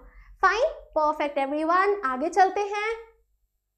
During the Cold war years, Indian foreign policy did not पे एडिक्वेट अटेंशन टू आसियान। अब भाई हम इंडिया के रिस्पेक्ट में अगर हम बात करें कि इंडिया कितना ज्यादा फ्रेंडली है ईस्ट एशियन नेशंस के साथ, तो साउथ ईस्ट एशियन नेशंस के साथ, तो भाई कोल्ड वॉर के सालों में 1945 से 1991 की अगर हम बात करें, हमने नहीं ध्यान दिया साउथ ईस्ट एशियन नेशंस पे, ध्यान नहीं दिया। लेकिन रीसेंट ईयर्स, हाल ही के कुछ सालों में हमने ये चेंज लाया है और क्या किया है?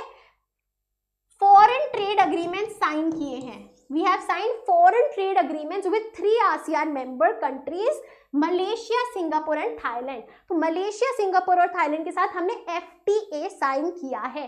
वेरी इंपॉर्टेंट, इंडिया और इनका कॉपरेशन दिख रहा है, ठीक है, FTA foreign trade agreements, right. ASEAN India FTA came into effect in 2010. So 2010 में all over association of South East Asian nation का इंडिया के साथ FTA 2010 में आया। क्लियर एवरीवन, यस और no? ASEAN is the only regional association in Asia that provides a political forum where Asian countries and the major powers can discuss political and security concerns. तो इसका मतलब क्या है कि all over Asia में, पूरे Asia continent में, कि भाई जहाँ चाइना भी आ गया, इंडिया भी आ गया, पाकिस्तान भी आ गया, आपकी ये सारी साउथ ईस्ट कंट्रीज भी आ गई, एक केवल आसियान एक ऐसा फोरम है जो पॉलिटिकली डिस्कशन करने का मौका देता है, एक प्लेटफॉर्म है जहां पे पॉलिटिकल और सिक्योरिटी कंसर्न सारी जो बिग पावर्स है, एशियन कंट्रीज हैं, वो आके डिस्कस कर सकती हैं। क्लियर एवरीवन, यस और नो? परफेक्ट। चलो, तो आसियान भी हमारा कवर हो गया है। आसियान के क्या क्वेश्चन बनते हैं मैं आपको बता देती हूँ वापस से। शॉर्ट में, शॉर्ट की अगर हम बात करें, आसियान वे, ठीक है जी, फिर आपका आसियान रीजनल फोरम और विजन 2020।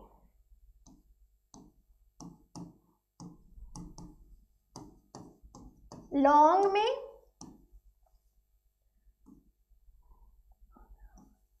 कम्युनिटी वाला बनता है जो कि पिलर्स है, ठीक है, pillars and objectives and their objectives. Short में आपका ऑब्जेक्टिव्स भी आ जाएगा, ऑब्जेक्टिव्स ऑफ आसियान, ठीक है।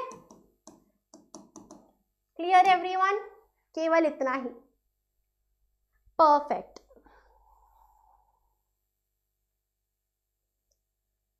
बहुत अच्छे, आगे चलें एवरीबॉडी।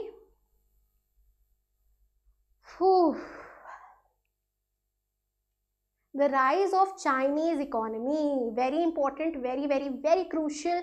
आपका जो है आंसर बनता है 6 मार्क्स में, 6 मार्क्स में बनता है, बहुत इंपॉर्टेंट है। 2 मिनट वाटर ब्रेक लेते हैं, फिर इसको कंटिन्यू करते हैं। क्लियर?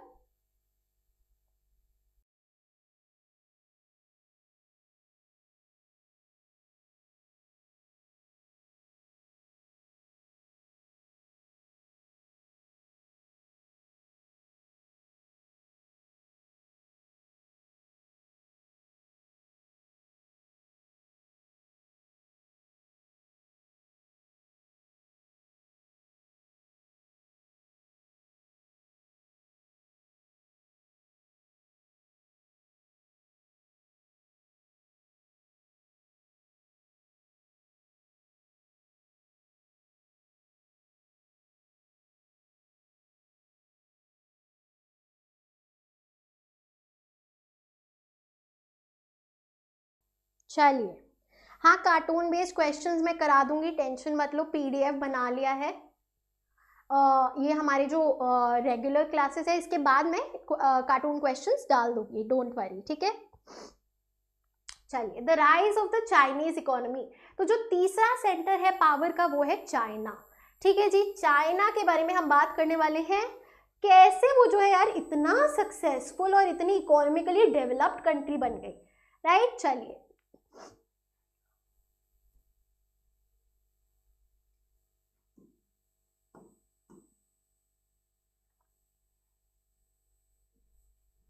बहुत अच्छे, लेट्स कंटिन्यू।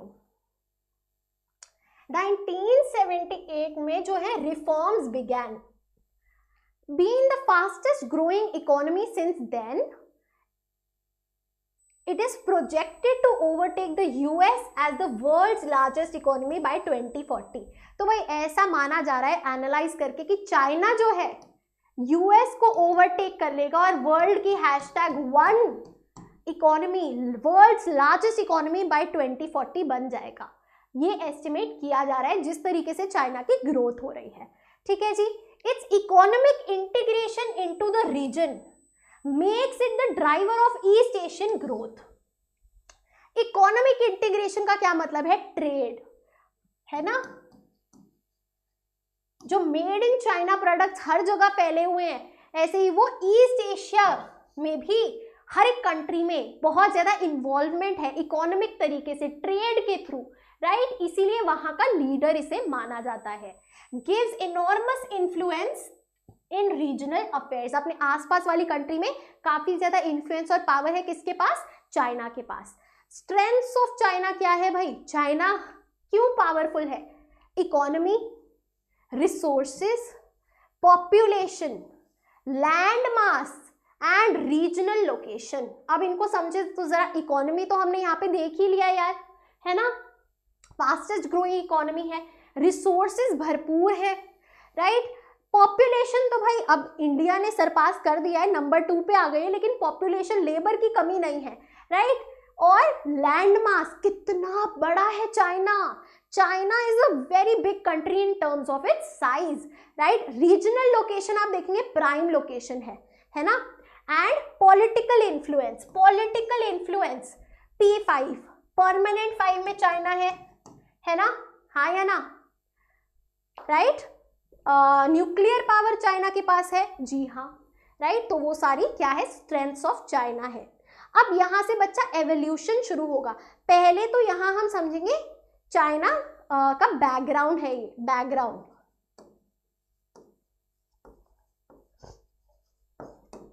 चलिए, सो 1949 में कम्युनिस्ट रेवोल्यूशन हुआ in China under the leadership of Mao. तो 1949 में देखो, हमने एक क्या पढ़ा था? रशियन रेवोल्यूशन कौन से साल में पढ़ा था? फटाफट से बता दो, रशियन रेवोल्यूशन कौन से साल में पढ़ा था?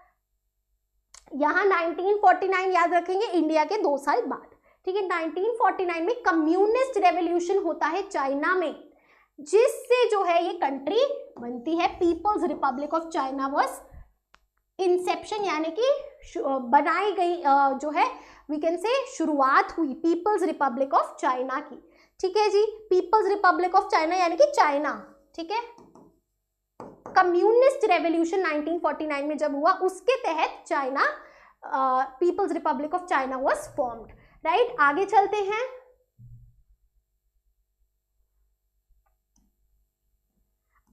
अब जैसे हमने सोवियत सिस्टम पढ़ा था ना, वैसे ही हम यहाँ जानेंगे कि क्या क्या इसका जो है बेसिक स्ट्रक्चर था पीपल्स रिपब्लिक ऑफ चाइना का। सबसे पहले it chose to sever its links with the capitalist world. यहाँ पे इसका मतलब है कट ऑफ, कि कोई भी ना लिंक, ट्रेड रिलेशन नहीं था किसी भी कैपिटलिस्ट कंट्री के साथ। सो कैपिटलिस्ट वर्ल्ड के साथ देयर वाज जीरो कॉन्टैक्ट, ठीक है, कट ऑफ, नो लिंक्स, ठीक है, right. Economy was based on the Soviet model. Soviet model क्या था इकोनॉमी का? सोवियत मॉडल क्या था? कम्युनिज्म, है ना। सो सोवियत मॉडल पे इनकी इकोनॉमी बेस्ड थी। Created a state owned heavy industries sector from the capital accumulated from agriculture. तो भाई क्या एग्रीकल्चर, खेती बाड़ी होती थी, उससे जो पैसा आ रहा है, उससे जो कैपिटल आ रहा है, उससे क्या बनाई? स्टेट ओन्ड यानी कि गवर्नमेंट की heavy industries, government owned heavy industries. Heavy industries कौन सी होती है? फटाफट से बताओ, बुक 2 में हमने पढ़ा है पॉलिटिक्स ऑफ प्लान डेवलपमेंट में, फटाफट से बताइए क्विकली। तो हमने देखा एग्रीकल्चर से जो पैसा आ रहा है उससे स्टेट ओन्ड हैवी इंडस्ट्रीज बनाई जा रही है, ठीक है जी, clear. It was short of foreign exchange. Foreign exchange था नहीं भाई, ट्रेड करना ही रहे हैं, कोई लिंक है नहीं आउटर वर्ल्ड के साथ, तो फॉरेन करेंसी कैसे होगी, right. So it was short of foreign exchange, that is why it decided to substitute imports by domestic goods. इसीलिए क्या किया, पहले यहाँ पे देखो, इंपोर्ट करेंगे, इंपोर्ट करना है तो पैसा फॉरेन करेंसी में देना होगा, वो है नहीं, तो डोमेस्टिक गुड्स, खुद उन गुड्स को प्रोड्यूस करेंगे अपनी मार्केट में, डोमेस्टिक मार्केट में, डोमेस्टिक यानी कि अपनी कंट्री के अंदर प्रोड्यूस करेंगे और सेल करेंगे, कोई इंपोर्ट नहीं करेंगे, राइट। और भाई शॉर्ट ऑफ फॉरेन एक्सचेंज थी, जो कि चाहिए था टेक्नोलॉजी खरीदने के लिए, right. It needed in order to buy technology and goods on the world market, लेकिन था नहीं तो खुद प्रोड्यूस करेंगे, ये तय किया। क्लियर, डोमेस्टिक गुड्स बनाएंगे। allowed China to use its resources to establish the foundations of an industrial economy on a scale that did not exist before। तो क्या हुआ, आपने खुद के रिसोर्सेज को यूज करके ऐसा बेस बनाया, फाउंडेशन यानी कि बेसिक स्ट्रक्चर इंडस्ट्रियल इकोनॉमी का, इंडस्ट्रीज ऐसी बनाई अपने रिसोर्सेज को यूटिलाइज करके जो कि पहले कभी किसी ने ऐसा नहीं किया था। So that is why employment and social welfare assured to all citizen, सारे ही सिटीजन्स को एम्प्लॉयमेंट की भाई नौकरी दी जाएगी, और सोशल वेलफेयर स्कीम्स थी, राइट, क्योंकि यहाँ पे हम क्या देख रहे हैं, सोशलिज्म देख रहे हैं, वेलफेयर ऑफ ऑल देख रहे हैं। क्लियर एवरीवन, हाँ या ना, सभी को ये बात समझ में आई, यस और नो, फटाफट से बताएंगे।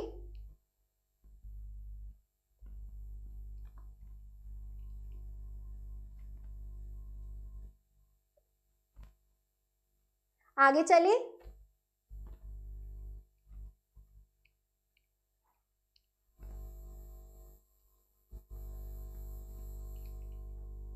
बहुत अच्छी,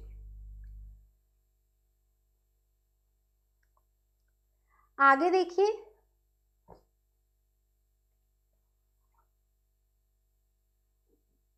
economy grow at a rate of 5 to 6%, 5 to 6% economy grow हो रही थी, insufficient to meet the needs of growing population. Economy अच्छी ग्रो कर रही है, लेकिन यार उतनी ज्यादा तादाद बढ़ रही है लोगों की, पॉपुलेशन भी भाई बहुत ज्यादा ग्रो हो रही है, तो वो इकोनॉमी जो ग्रो हो रही है वो तो भाई बेसिक एकदम नेग्लिजिबल है, राइट। तो that was another problem. Agricultural production not sufficient to generate a surplus for industry. जो एग्रीकल्चरल प्रोडक्शन था ना, राइट, जो आप फूड प्रोडक्ट्स आ रहे हैं, आपके ग्रेन्स जो आप एग्रीकल्चर से प्रोड्यूस कर रहे हैं, वो दे आर नॉट सफिशिएंट कि वो एक सरप्लस यानी कि एक्सेस कैपिटल फॉर इंडस्ट्री। पैसा किससे, एग्रीकल्चर में से जो पैसा आ रहा है, जो कैपिटल आ रहा है, वो इंडस्ट्री में लगाएंगे, लेकिन अब वो ज्यादा आ ही नहीं रहा है कि हम इंडस्ट्री में लगा सके। क्लियर एवरीवन, समझे बात। तो ये प्रॉब्लम अराइज हुई कि इकोनॉमिक ग्रोथ हो रही है लेकिन पॉपुलेशन भी उतनी बढ़ रही है, राइट, बहुत ज्यादा बढ़ रही है उल्टा, एंड साथ में जो एग्रीकल्चरल प्रोडक्शन है उससे जो कैपिटल आ रहा है वो हम इंडस्ट्री में अब नहीं लगा सकते क्योंकि ज्यादा नहीं आ रहा है। So crisis of the state controlled economy. तो क्या हुआ, एक क्राइसिस आई, राइट, डिफिकल्टी सिचुएशन में आई। स्टेट कंट्रोल्ड इकोनॉमी यानी कि जो गवर्नमेंट कंट्रोल्ड इकोनॉमी है, राइट, हाँ या ना। ये क्या क्राइसिस थी और ये क्यों आई भाई? International trade was minimal. आप कैपिटलिस्ट वर्ल्ड से तो कनेक्टेड है ही नहीं, कोई लिंक्स ही नहीं है, है ना, नो ट्रेड लिंक्स, तो इंटरनेशनल ट्रेड आप कर नहीं रहे हैं। दूसरी चीज, पर कैपिटा इनकम बहुत कम है, पर कैपिटा इनकम बहुत कम है क्योंकि पॉपुलेशन बहुत ज्यादा है। Industrial production was not growing fast enough. Industrial production नहीं हो रही है, ज्यादा जो आउटपुट है इंडस्ट्री से मैन्युफैक्चरिंग का वो नहीं हो रहा है, राइट। तो इस वजह से क्या हुई, स्टेट इकोनॉमी जो है उसमें क्राइसिस आई। Clear everyone, perfect. अब क्या हुआ, इस क्राइसिस को टैकल करने के लिए क्या सोल्यूशन किया गया? This is the problem and now we are going to study the solution. Chinese leadership took major policy decisions in the 1970s। Very important, यहां से आपका दूसरा 6 मार्कर शुरू होता है। पहला तो था बैकग्राउंड वाला, यहाँ पे अब क्या चेंजेस लाए गए चाइनीज इकोनॉमी पे जिससे जो है इतनी बढ़िया उसकी ग्रोथ हुई। सो जो चाइनीज लीडरशिप, जो लीडर थे, उन्होंने क्या किया, मेजर पॉलिसी डिसीजंस इंट्रोड्यूस करे इन द 1970s, जिससे जो पॉलिटिकल एंड इकोनॉमिक आइसोलेशन था चाइना का वो खत्म हो गया, यानी कि अब ट्रेड होगा। समझे बात, political and economic isolation with the international community वो अब एंड हो गया, राइट। यहाँ पे ईयर नहीं दिख रहा है, तुम लोग बताओगे कौन से साल में चाइना ने जो है यूएस के साथ ट्रेड रिलेशंस एस्टैब्लिश करे। When did China establish relations with USA? फटाफट से बताइए। By breaking its year long political and economic isolation, 1972। बहुत अच्छे, very important for your MCQ as well. Clear everyone? बहुत अच्छे, यहां से पूरा आंसर बनेगा अब, ठीक है जी। पॉइंट नंबर 2 यहां पे देखिए, पॉइंट नंबर 2 देखेंगे 73 में, who is the leader? Premier Zhou Enlai. Premier Zhou Enlai, premier is the title. Zhou Enlai ने प्रपोज करी 4 मॉडर्नाइजेशंस, राइट, 4 मॉडर्नाइजेशंस। ये है प्रेमियर ज़ोउ एनलाई। 4 मॉडर्नाइजेशन की भाई 4 जो सेक्टर है उनमें मॉडर्नाइजेशन की जाए, उनको उनमें बदलाव लाया जाए। नंबर 1 एग्रीकल्चर में, नंबर 2 इंडस्ट्री में, नंबर 3 साइंस एंड टेक्नोलॉजी में, एंड नंबर 4 मिलिट्री में। Very important, the year is also very important. 1973 में कौन से लीडर ने? प्रेमियर ज़ोउ एनलाई ने 4 मॉडर्नाइजेशन प्रपोज करी। कौन से सेक्टर्स में? Agriculture, industry, science and technology, military. Clear everybody? हाँ या ना बताइए जरा।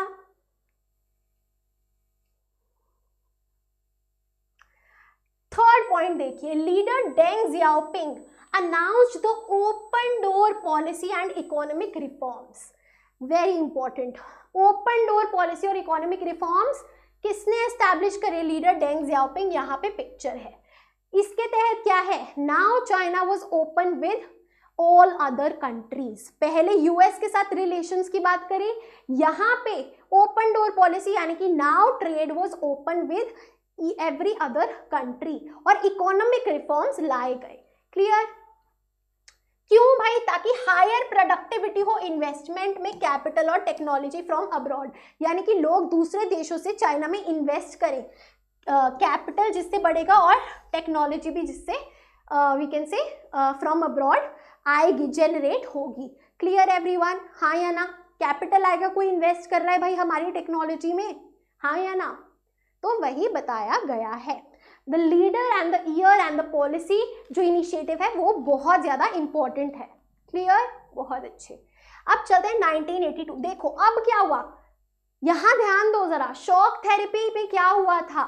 शॉक थेरेपी में क्या हुआ था? चैप्टर 1 में प्राइवेटाइजेशन हुआ था। अब चाइना ने ना, क्योंकि China was also based on Soviet model, Soviet economic model, तो चाइना ने ना स्टेप बाय स्टेप प्राइवेटाइजेशन किया। सबकी तरह एकदम से शॉक थेरेपी नहीं अपनाई, ठीक है, स्टेप बाय स्टेप प्राइवेटाइजेशन किया।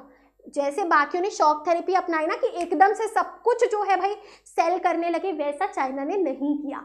तो देखिए 1982 में एग्रीकल्चर को प्राइवेट किया, जिससे एग्रीकल्चरल प्रोडक्शन में ग्रोथ हुई और रूरल इनकम्स भी बढ़ी, गांव में जो इनकम है वो भी बढ़ी। समझे बात? तो 1982 में पहले एग्रीकल्चर को प्राइवेटाइज किया। पहले तो क्या था, गवर्नमेंट कंट्रोल था सब कुछ। उसके बाद 1998 में इंडस्ट्री को प्राइवेटाइज किया। समझे? Step by step privatisation.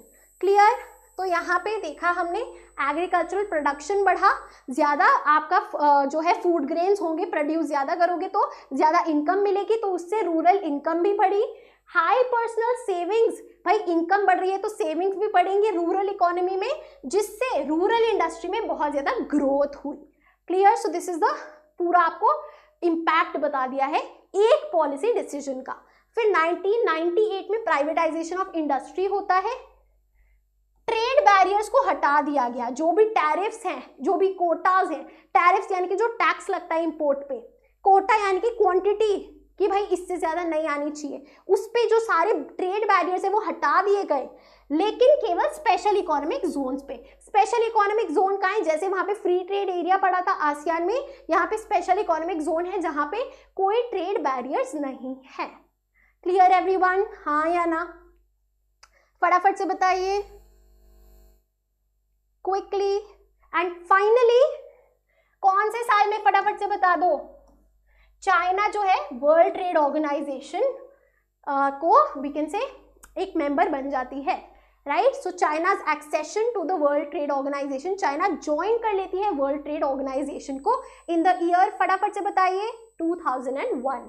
बहुत अच्छे, बहुत बढ़िया। सबसे पहले आंसर दिया है LM10 ने, वेरी गुड। नहीं, हाँ बहुत अच्छे। So this was the systematic change, जो भाई इनिशिएटिव्स लिए गए चाइनीज इकोनॉमी को डेवलप करने के लिए। बहुत इंपॉर्टेंट है ये। क्लियर? हाँ या ना? पूरा 6 मार्कर बनता है यहां से। और एक और चीज देखो, स्टेट यानी कि government played and continues to play a central role in setting up a market economy. अभी भी पूरी तरीके से कैपिटलाइज नहीं हुआ है, स्टेट गवर्नमेंट का रोल है ही। China has become the most important destination for foreign direct investment, कि भाई जो बाहर की कंट्रीज है वो इन्वेस्ट पैसा लगा रही है कहाँ पे? चाइना में। Clear? It has large foreign exchange reserves. अब भाई जो पहले फॉरेन एक्सचेंज नहीं था, अब तो भाई पूरा का पूरा बैंक भरा है फॉरेन एक्सचेंज से, राइट, जिससे वो बिग इन्वेस्टमेंट कर सकता है, अदर कंट्रीज में पैसा लगा सकती है China. So these are the positives of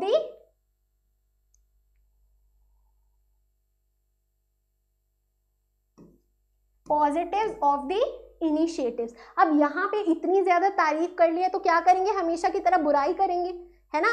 पहले जिसकी ज्यादा तारीफ करेंगे फिर लेकिन, है ना? तो यहाँ पे लेकिन की बात करेंगे। Not everyone in China has received the benefits of the reforms. अब यहाँ पे बुराई कर रहे हैं, नेगेटिव, कि भाई सबको इतना सारा बेनिफिट नहीं मिला है। अनएम्प्लॉयमेंट, बेरोजगारी बढ़ी है, ठीक है जी। इन्वायरमेंटल डिग्रेडेशन हुआ है, राइट, करप्शन बढ़ा है। Female employment and conditions of work बहुत बेकार हैं। जितनी, किससे कंपेयर किया है? कौन सी सेंचुरी? यूरोप की। यूरोप में जैसी कौन सी सेंचुरी में थी वैसी वर्किंग कंडीशंस है फॉर विमेन इन चाइना।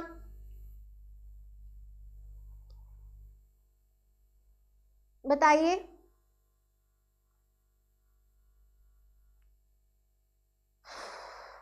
बताइए बताइए।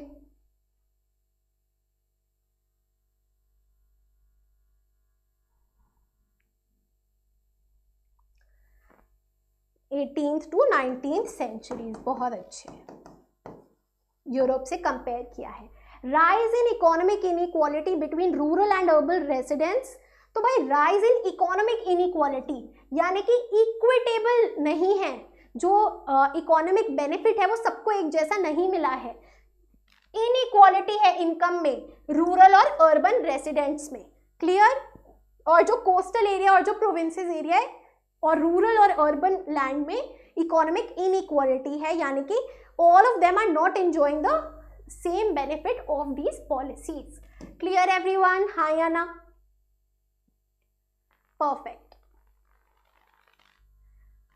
बताइए, यहां तक क्लियर है सभी को?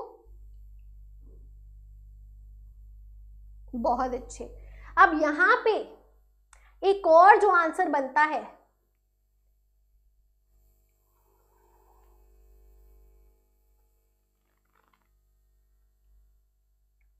China has become an economic power to reckon with.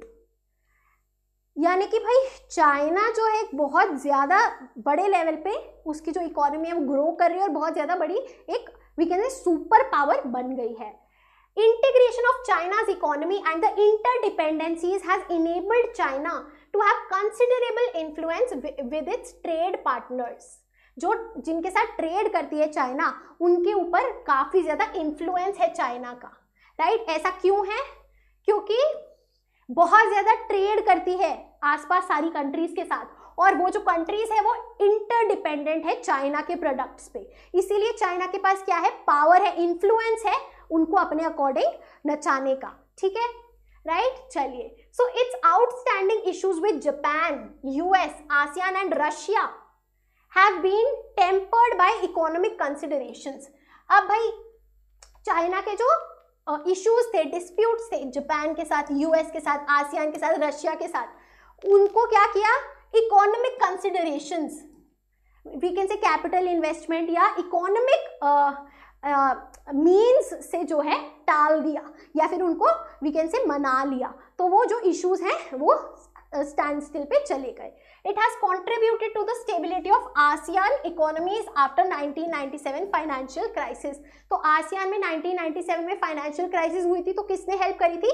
China ने, ठीक है। तो वहां पे इकोनॉमिक स्टेबिलिटी लाने में हेल्प करी है। It hopes to resolve its differences with Taiwan, which it regards as a renegade province, by integrating it closely into its economy. तो भाई क्या बोला है कि ताइवान के साथ जो है जो प्रॉब्लम चल रही है, चाइना के जो डिफरेंसेस है वो भी जल्दी वो रिजॉल्व करेगा. रेनेगेड प्रोविंस क्या होता है, फटाफट से बताएंगे.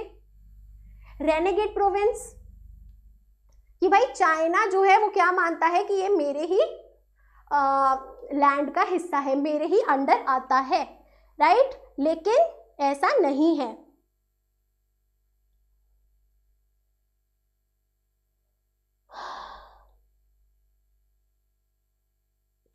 हाँ, right.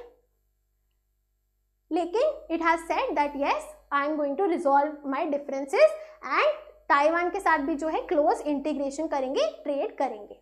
More outward looking investment and aid policies in Latin America and Africa. पहले फटाफट से बता दो लैटिन अमेरिका का मतलब क्या है. What is Latin America, what is Latin America. तो भाई आउटवर्ड लुकिंग इन्वेस्टमेंट यानी कि चाइना जो है इन कंट्रीज में पैसे लगाएगा, इन्वेस्ट करेगी और हेल्प करेगी, एड पॉलिसीज करेगी. लैटिन अमेरिका इज बच्चा साउथ अमेरिका, ठीक है, साउथ अमेरिका और अफ्रीका में, ठीक है. So China will be investing in South America and Africa and increasingly projecting it as global player on the side of developing economies. तो it has become a global player. वो सारी जो developing economies है उनके साथ integrated है और support भी कर रही है.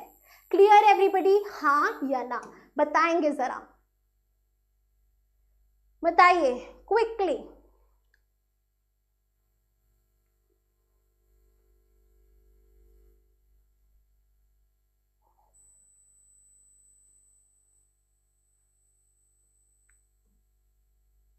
इंडिया चाइना रिलेशंस,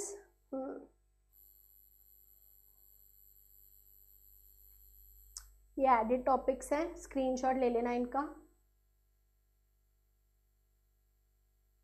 हाँ, these are your edit topics. South Korea और जापान है, miracle on the Han river यहाँ पे. हाँ, ये वाले 2 बॉक्सेस हैं, यहाँ तक कवर करेंगे. चलिए परफेक्ट. चलते हैं इंडिया चाइना रिलेशंस पे. वेरी इंपॉर्टेंट, पूछ लिया जाता है, बहुत सिंपल है, बिल्कुल टेंशन नहीं लेनी है. ये आपका उधर भी है, बुक 2 में भी है, इंडियाज एक्सटर्नल रिलेशंस में, है ना. चलिए, so before the advent of western imperialism, जब भाई before India and China were colonised, right, India में ब्रिटिशर्स आए उससे पहले India and China were great powers in Asia. India और चाइना दोनों ही एशिया में पावरफुल कंट्रीज थी. They had considerable influence and control on the periphery of its borders based on its unique tributary system. तो बताया गया दोनों ही जो हैं बहुत ज्यादा पावरफुल थी, लेकिन दोनों ही एक दूसरे से तब कांटेक्ट में नहीं थी, right. The regions where India and China exercise influence rarely overlapped, right. तो चाइना अलग अपने रीजन में इन्फ्लुएंशियल था और इंडिया अलग, ओवरलैप नहीं था. Limited political and cultural interaction, तो दोनों ही कंट्रीज के बीच में ज्यादा इंटरेक्शन नहीं था उस time, before the advent of western imperialism. Neither country was very familiar with the other, ना ही ज्यादा जानते थे एक दूसरे को. This is before in the 1800, उससे भी पहले, राइट. फिर क्या हुआ 20th सेंचुरी में भाई, both Nations confronted each other. कैसे भाई, आफ्टर मतलब जैसे 1947 में इंडिया इंडिपेंडेंट हुई, उसके बाद 1949 में China. So both Nations confronted each other, had some difficulty evolving a foreign policy to deal with each other. थोड़ा सोचा भाई फॉरेन पॉलिसी में कहाँ रखना है एक दूसरे को. There was hope that both would come together to shape the future of developing world and of Asia particularly. तो भाई क्या होप थी कि दोनों जो है साथ में मिलकर डेवलपिंग नेशंस को ग्रो करेंगे, एशिया को आगे लेके जाएंगे, right. The slogan of Hindi चीनी भाई भाई वॉज पॉपुलर. तो हिंदी चीनी भाई भाई बहुत पॉपुलर हुआ था स्लोगन. लेकिन भाई फिर क्या हुआ, ये जो होप थी, उम्मीद थी इंडिया और चाइना साथ में डेवलपिंग नेशंस का झंडा लहराएंगे, वो जो है एक बॉर्डर कॉन्फ्लिक्ट, बाउंड्री कॉन्फ्लिक्ट के ऊपर ये जो होप है वो खत्म हो गई. बॉर्डर डिस्प्यूट, बाउंड्री कॉन्फ्लिक्ट जो है वो हुआ। हमने एक्सटर्नल रिलेशंस में पढ़ा है, फटाफट से बता दो कब हुआ और कौन सी रीजन्स थे। Quickly let me no. Book 2 में पढ़ा है ना, हाँ या ना? 1962 इंडो चाइना वॉर, बहुत अच्छे, बहुत बढ़िया, perfect. So soon after independence differences arose, दोनों में मतभेद हुए। 1950 में भाई टिबेट इशू हुआ है ना, the Chinese take over of Tibet and the final settlement of the Sino Indian border. फिर 1962 में इंडो चाइना वॉर हुई, ये इन डिटेल में हमने एक्सटर्नल रिलेशंस वाले चैप्टर में पढ़ा है, तो मैं यहाँ पे ज्यादा एक्सप्लेन नहीं कर रही। तो China India were involve in a border conflict. क्या कॉन्फ्लिक्ट था? अरुणाचल प्रदेश और Aksai chin area of Ladakh in 1962, very important. ठीक है जी, चाइनीज फोर्सेस जो है वो एंटर कर गई थी, right. India suffered military reverses, भाई काफी नुकसान हुआ, इकोनॉमी पे भी मिलिट्री पे भी, had long term implications of India China relations. कौन सी पार्टी थी जिसका स्प्लिट हुआ इंडो चाइना वॉर के बाद? फटाफट से बता दो कमेंट्स में, right. So long term implication, implication यानी कि रिजल्ट, ठीक है, जो असर था काफी लंबे समय तक इंडिया चाइना रिलेशंस पे रहा। कैसा रहा असर? जो है इनके बीच में जो ट्रेड, पॉलिटिकल, डिप्लोमेटिक रिलेशंस थे वो 1976 तक नहीं बने, यानी कि कोई बातचीत नहीं करी, बहुत ज्यादा कोल्ड वॉर टाइप्स हो रहा था इंडिया और चाइना के बीच में। ठीक है जी, परफेक्ट। उसके बाद भाई mid to late 1970s, after 1976 China की जो पॉलिटिकल लीडरशिप है उसमें चेंज आया, जो चाइना के लीडर हैं वो बदले गए। तो भाई क्या हुआ, इनकी जो पॉलिसी है वो प्रैक्टिकल हो गई, प्रैग्मेटिक यानी कि प्रैक्टिकल, और आइडियोलॉजिकल कम हो गई। ये नहीं कि बस बोलेंगे कम्युनिस्ट है, प्रैक्टिकल ज्यादा हुई, प्रैग्मेटिक ज्यादा हुई और आइडियोलॉजिकल कम हुई, राइट। तो कब से जो है a series of talks to resolve the border issues were started? फटाफट से बता दो यहाँ पे ईयर क्या है। तो अराउंड लेट 1970s से जो है बॉर्डर इशू पे बातचीत, नेगोशिएशन टॉक्स जो है वो शुरू हो जाती हैं 1981। ठीक है जी, this is very important for your, मतलब पूछ लिया जाता है शॉर्ट आंसर्स में, 4 मार्कर में भी पूछ लिया जाता है इंडो चाइना रिलेशंस। ठीक है, परफेक्ट। आगे चलते हैं। फिर भाई 1988 में राजीव गांधी विजिट करते हैं चाइना को। So December 1988 Rajiv Gandhi visits to China. ये बता दो कि कौन से पहले प्राइम मिनिस्टर थे जिन्होंने चाइना में विजिट किया? फटाफट से बताओ। Provided the impetus for an improvement in India China relations. भाई राजीव गांधी विजिट करते हैं 1988 में, तो लगता है कि हाँ चलो रिलेशंस में सुधार होगा। सिंस देन, उसके बाद से governments have taken measures to contain conflict and maintain peace and tranquility on the border. उसके बाद से भाई गवर्नमेंट से कोऑपरेट करने की कोशिश करी है। और इंडो चाइना में यार एक चीज मिस मत करना, पंचशील अग्रीमेंट, ठीक है, जो कि बुक 2 में हमने पढ़ा है कोऑपरेशन को लेके, पंचशील अग्रीमेंट। ठीक है, 4 border post have been open for trade. Trade के लिए 4 बॉर्डर पोस्ट ओपन की गई हैं। पीस और ट्रैंक्विलिटी मेंटेन किया जाए उसके लिए मेजर्स लिए हैं दोनों ही गवर्नमेंट ने। कल्चरल एक्सचेंजेस और कोऑपरेशन साइंस और टेक्नोलॉजी में भी साइन हुई है, राइट। लेकिन ये कंटेम्प्ररी तो नहीं है अभी, अगर हम बात करें तो रिलेशंस खट्टे ही हैं मीठे तो कम ही है, राइट। सो मोर रिसेंट स्टेटस की बात करें तो बायलैटरल ट्रेड हैज, दोनों के बीच में, इंडिया चाइना के बीच में जो ट्रेड है वो $338 मिलियन इन 1992 से मोर देन 84 बिलियन इन 2017 हो चुका है। Both have agreed to cooperate with each other, एक दूसरे से कोऑपरेट करेंगे इन एरियाज जो जहां पे कॉन्फ्लिक्ट हो सकता है, इशू आ सकता है। Both have adopted similar policies in international economic institutions like World Trade Organization. दोनों ने एक जैसे वी कैन से स्टैंड लिए हैं, पोजिशन ली है in World Trade Organization. This was about India, China. Perfect.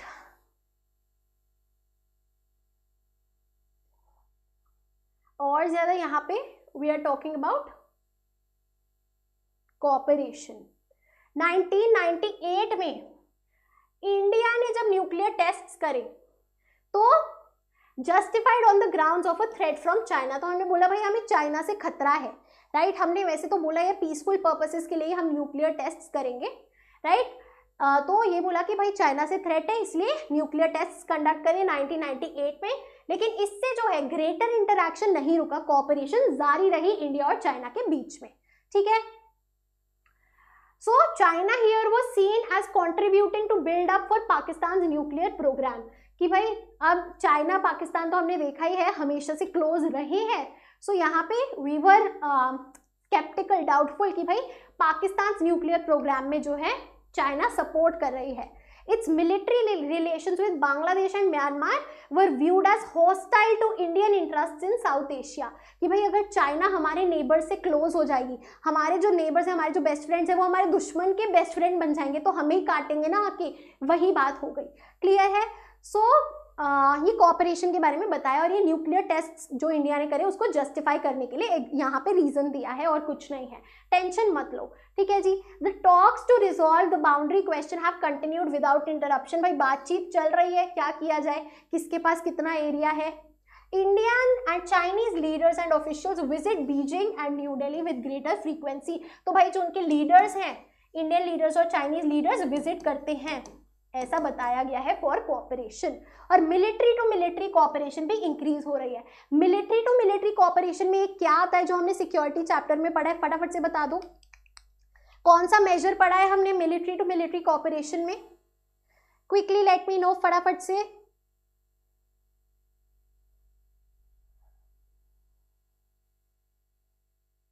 Major major major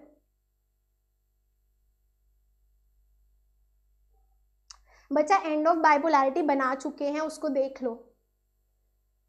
confidence building measures बच्चा, कॉन्फिडेंस बिल्डिंग मेजर्स, ठीक है। और क्या चीजें हैं जिन्होंने more positive and sound relationship और ज्यादा कोऑपरेशन बनाने में मदद करी है, कि भाई ट्रांसपोर्टेशन और कम्युनिकेशन लिंक्स को बढ़ाया गया, कॉमन इकोनॉमिक इंटरेस्ट्स को एम्फसाइज किया गया और ग्लोबल कंसर्न्स पे कोऑपरेट किया गया।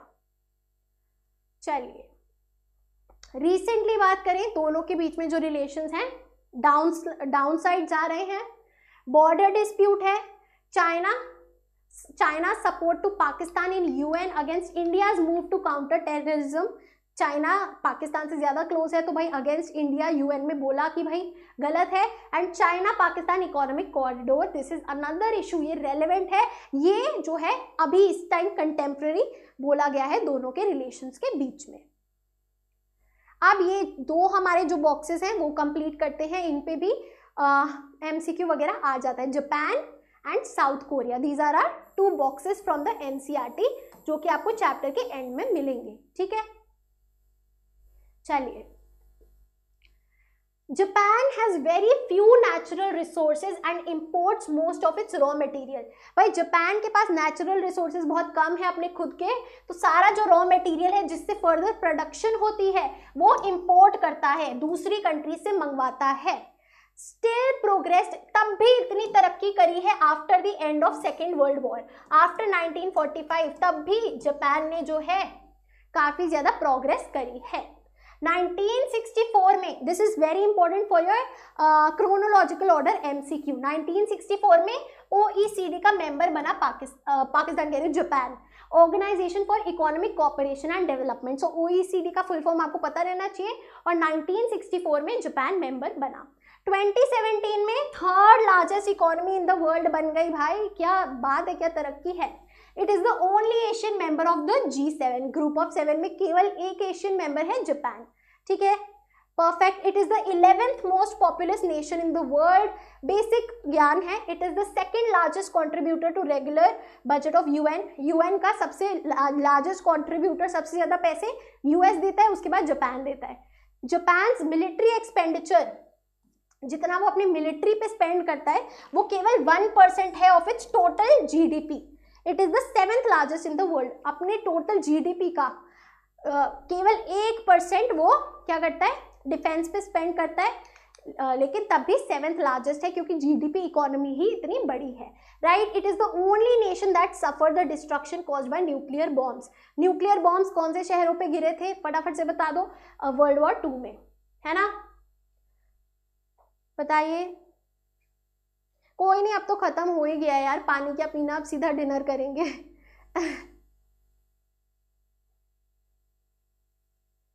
Hiroshima and Nagasaki, very good. चलिए लास्टली साउथ कोरिया। यहां पे एक क्वेश्चन बनता है, what do you mean by miracle on the Han River. ये साउथ कोरिया से रिलेटेड है, इंपॉर्टेंट है। So South Korea emerged as a centre of power in Asia. Asia में इंपॉर्टेंट कंट्री बनी। Between the 1960s and 1980s developed into an economic power। इसी को miracle on the Han river बोला गया, ठीक है, for south Korea. End of the second world war के बाद 1945 के बाद the Korean peninsula was divided into south Korea and north Korea. North Korea south Korea की आपस में बनती नहीं, दो भाई हैं, चाचा ताऊ, similar issue, right. So Korean peninsula South Korea North Korea में डिवाइडेड है along the 38th पैरेलल। बीच में जो वो है उसको क्या बोलते हैं, 38th पैरेलल, बीच में जो वाटर वे है, राइट, क्लियर। 1950-53 में, वेरी इंपॉर्टेंट, एमसीक्यू के लिए इंपॉर्टेंट है, 50 से 53 में कोरियन वॉर हुई थी, जिसकी वजह से अब dynamics of the Cold war intensified the rivalries between the two sides. हमने अपने एंड ऑफ बाइपोलैरिटी वाले चैप्टर में भी आई थिंक पढ़ा है ये कोरियन वॉर का, जब हम पोस्ट की मतलब कॉन्फ्लिक्ट्स की, टेंशन एंड कॉन्फ्लिक्ट्स वाले टॉपिक में कोरियन वॉर आपका आएगा। And in 17 September 1991 both the Korea's became members of the UN. Very important for MCQ perspective everybody, ठीक है, क्लियर एवरीवन। मेंशन है वहां पे कोरियन वॉर का। इसके बाद देखिए,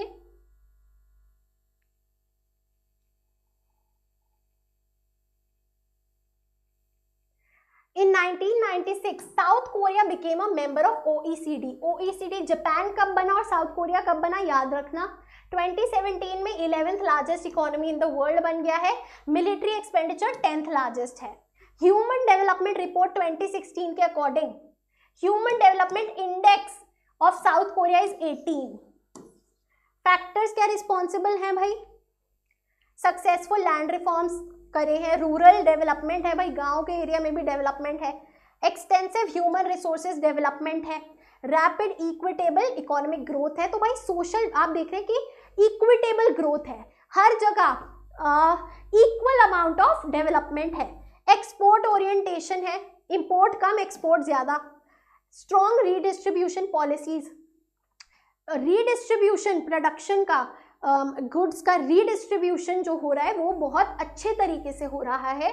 पब्लिक इंफ्रास्ट्रक्चर डेवलपमेंट अच्छा है, इफेक्टिव इंस्टीट्यूशंस एंड गवर्नेंस है। इस वजह से आप देख सकते हैं ह्यूमन डेवलपमेंट इंडेक्स जो रैंक है काफी बेहतर है, 18। यहीं पे इंडिया की देखोगे तो पता नहीं कौन से 100-200 में मिलेगी, right, perfect. These are your सब टॉपिक्स जो एडेड टॉपिक है। मैं एक बार साइड हट जाती हूँ, जो इंटरेस्टेड है you can take a screenshot, ठीक है। ये एडेड टॉपिक्स वाला है, नथिंग एल्स, इतने ही थे, कुछ भी नहीं है, सिंपल रीडिंग करोगे समझ में आ जाएगा।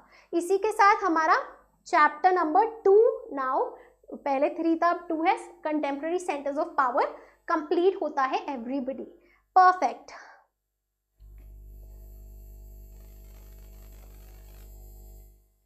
सभी को रिवीजन हुआ, मजा आया, हाँ या ना बताएंगे, हेल्पफुल थी वीडियो या फिर नहीं, या फिर रिकॉर्डेड सेशंस ही बेहतर है। What do you like more, live या रिकॉर्डेड, बताएंगे।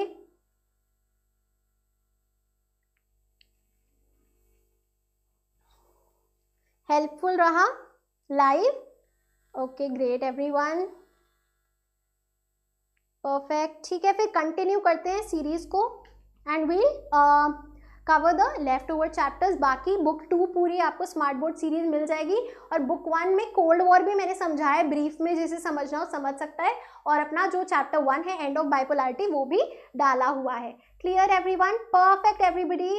आई होप सभी की हेल्प हुई है। मेरा तो गला बैठ ही गया है, लेकिन कोई नहीं इतना चलता है यार, मेहनत तो करनी पड़ेगी, आपके बोर्ड एग्जाम्स हैं।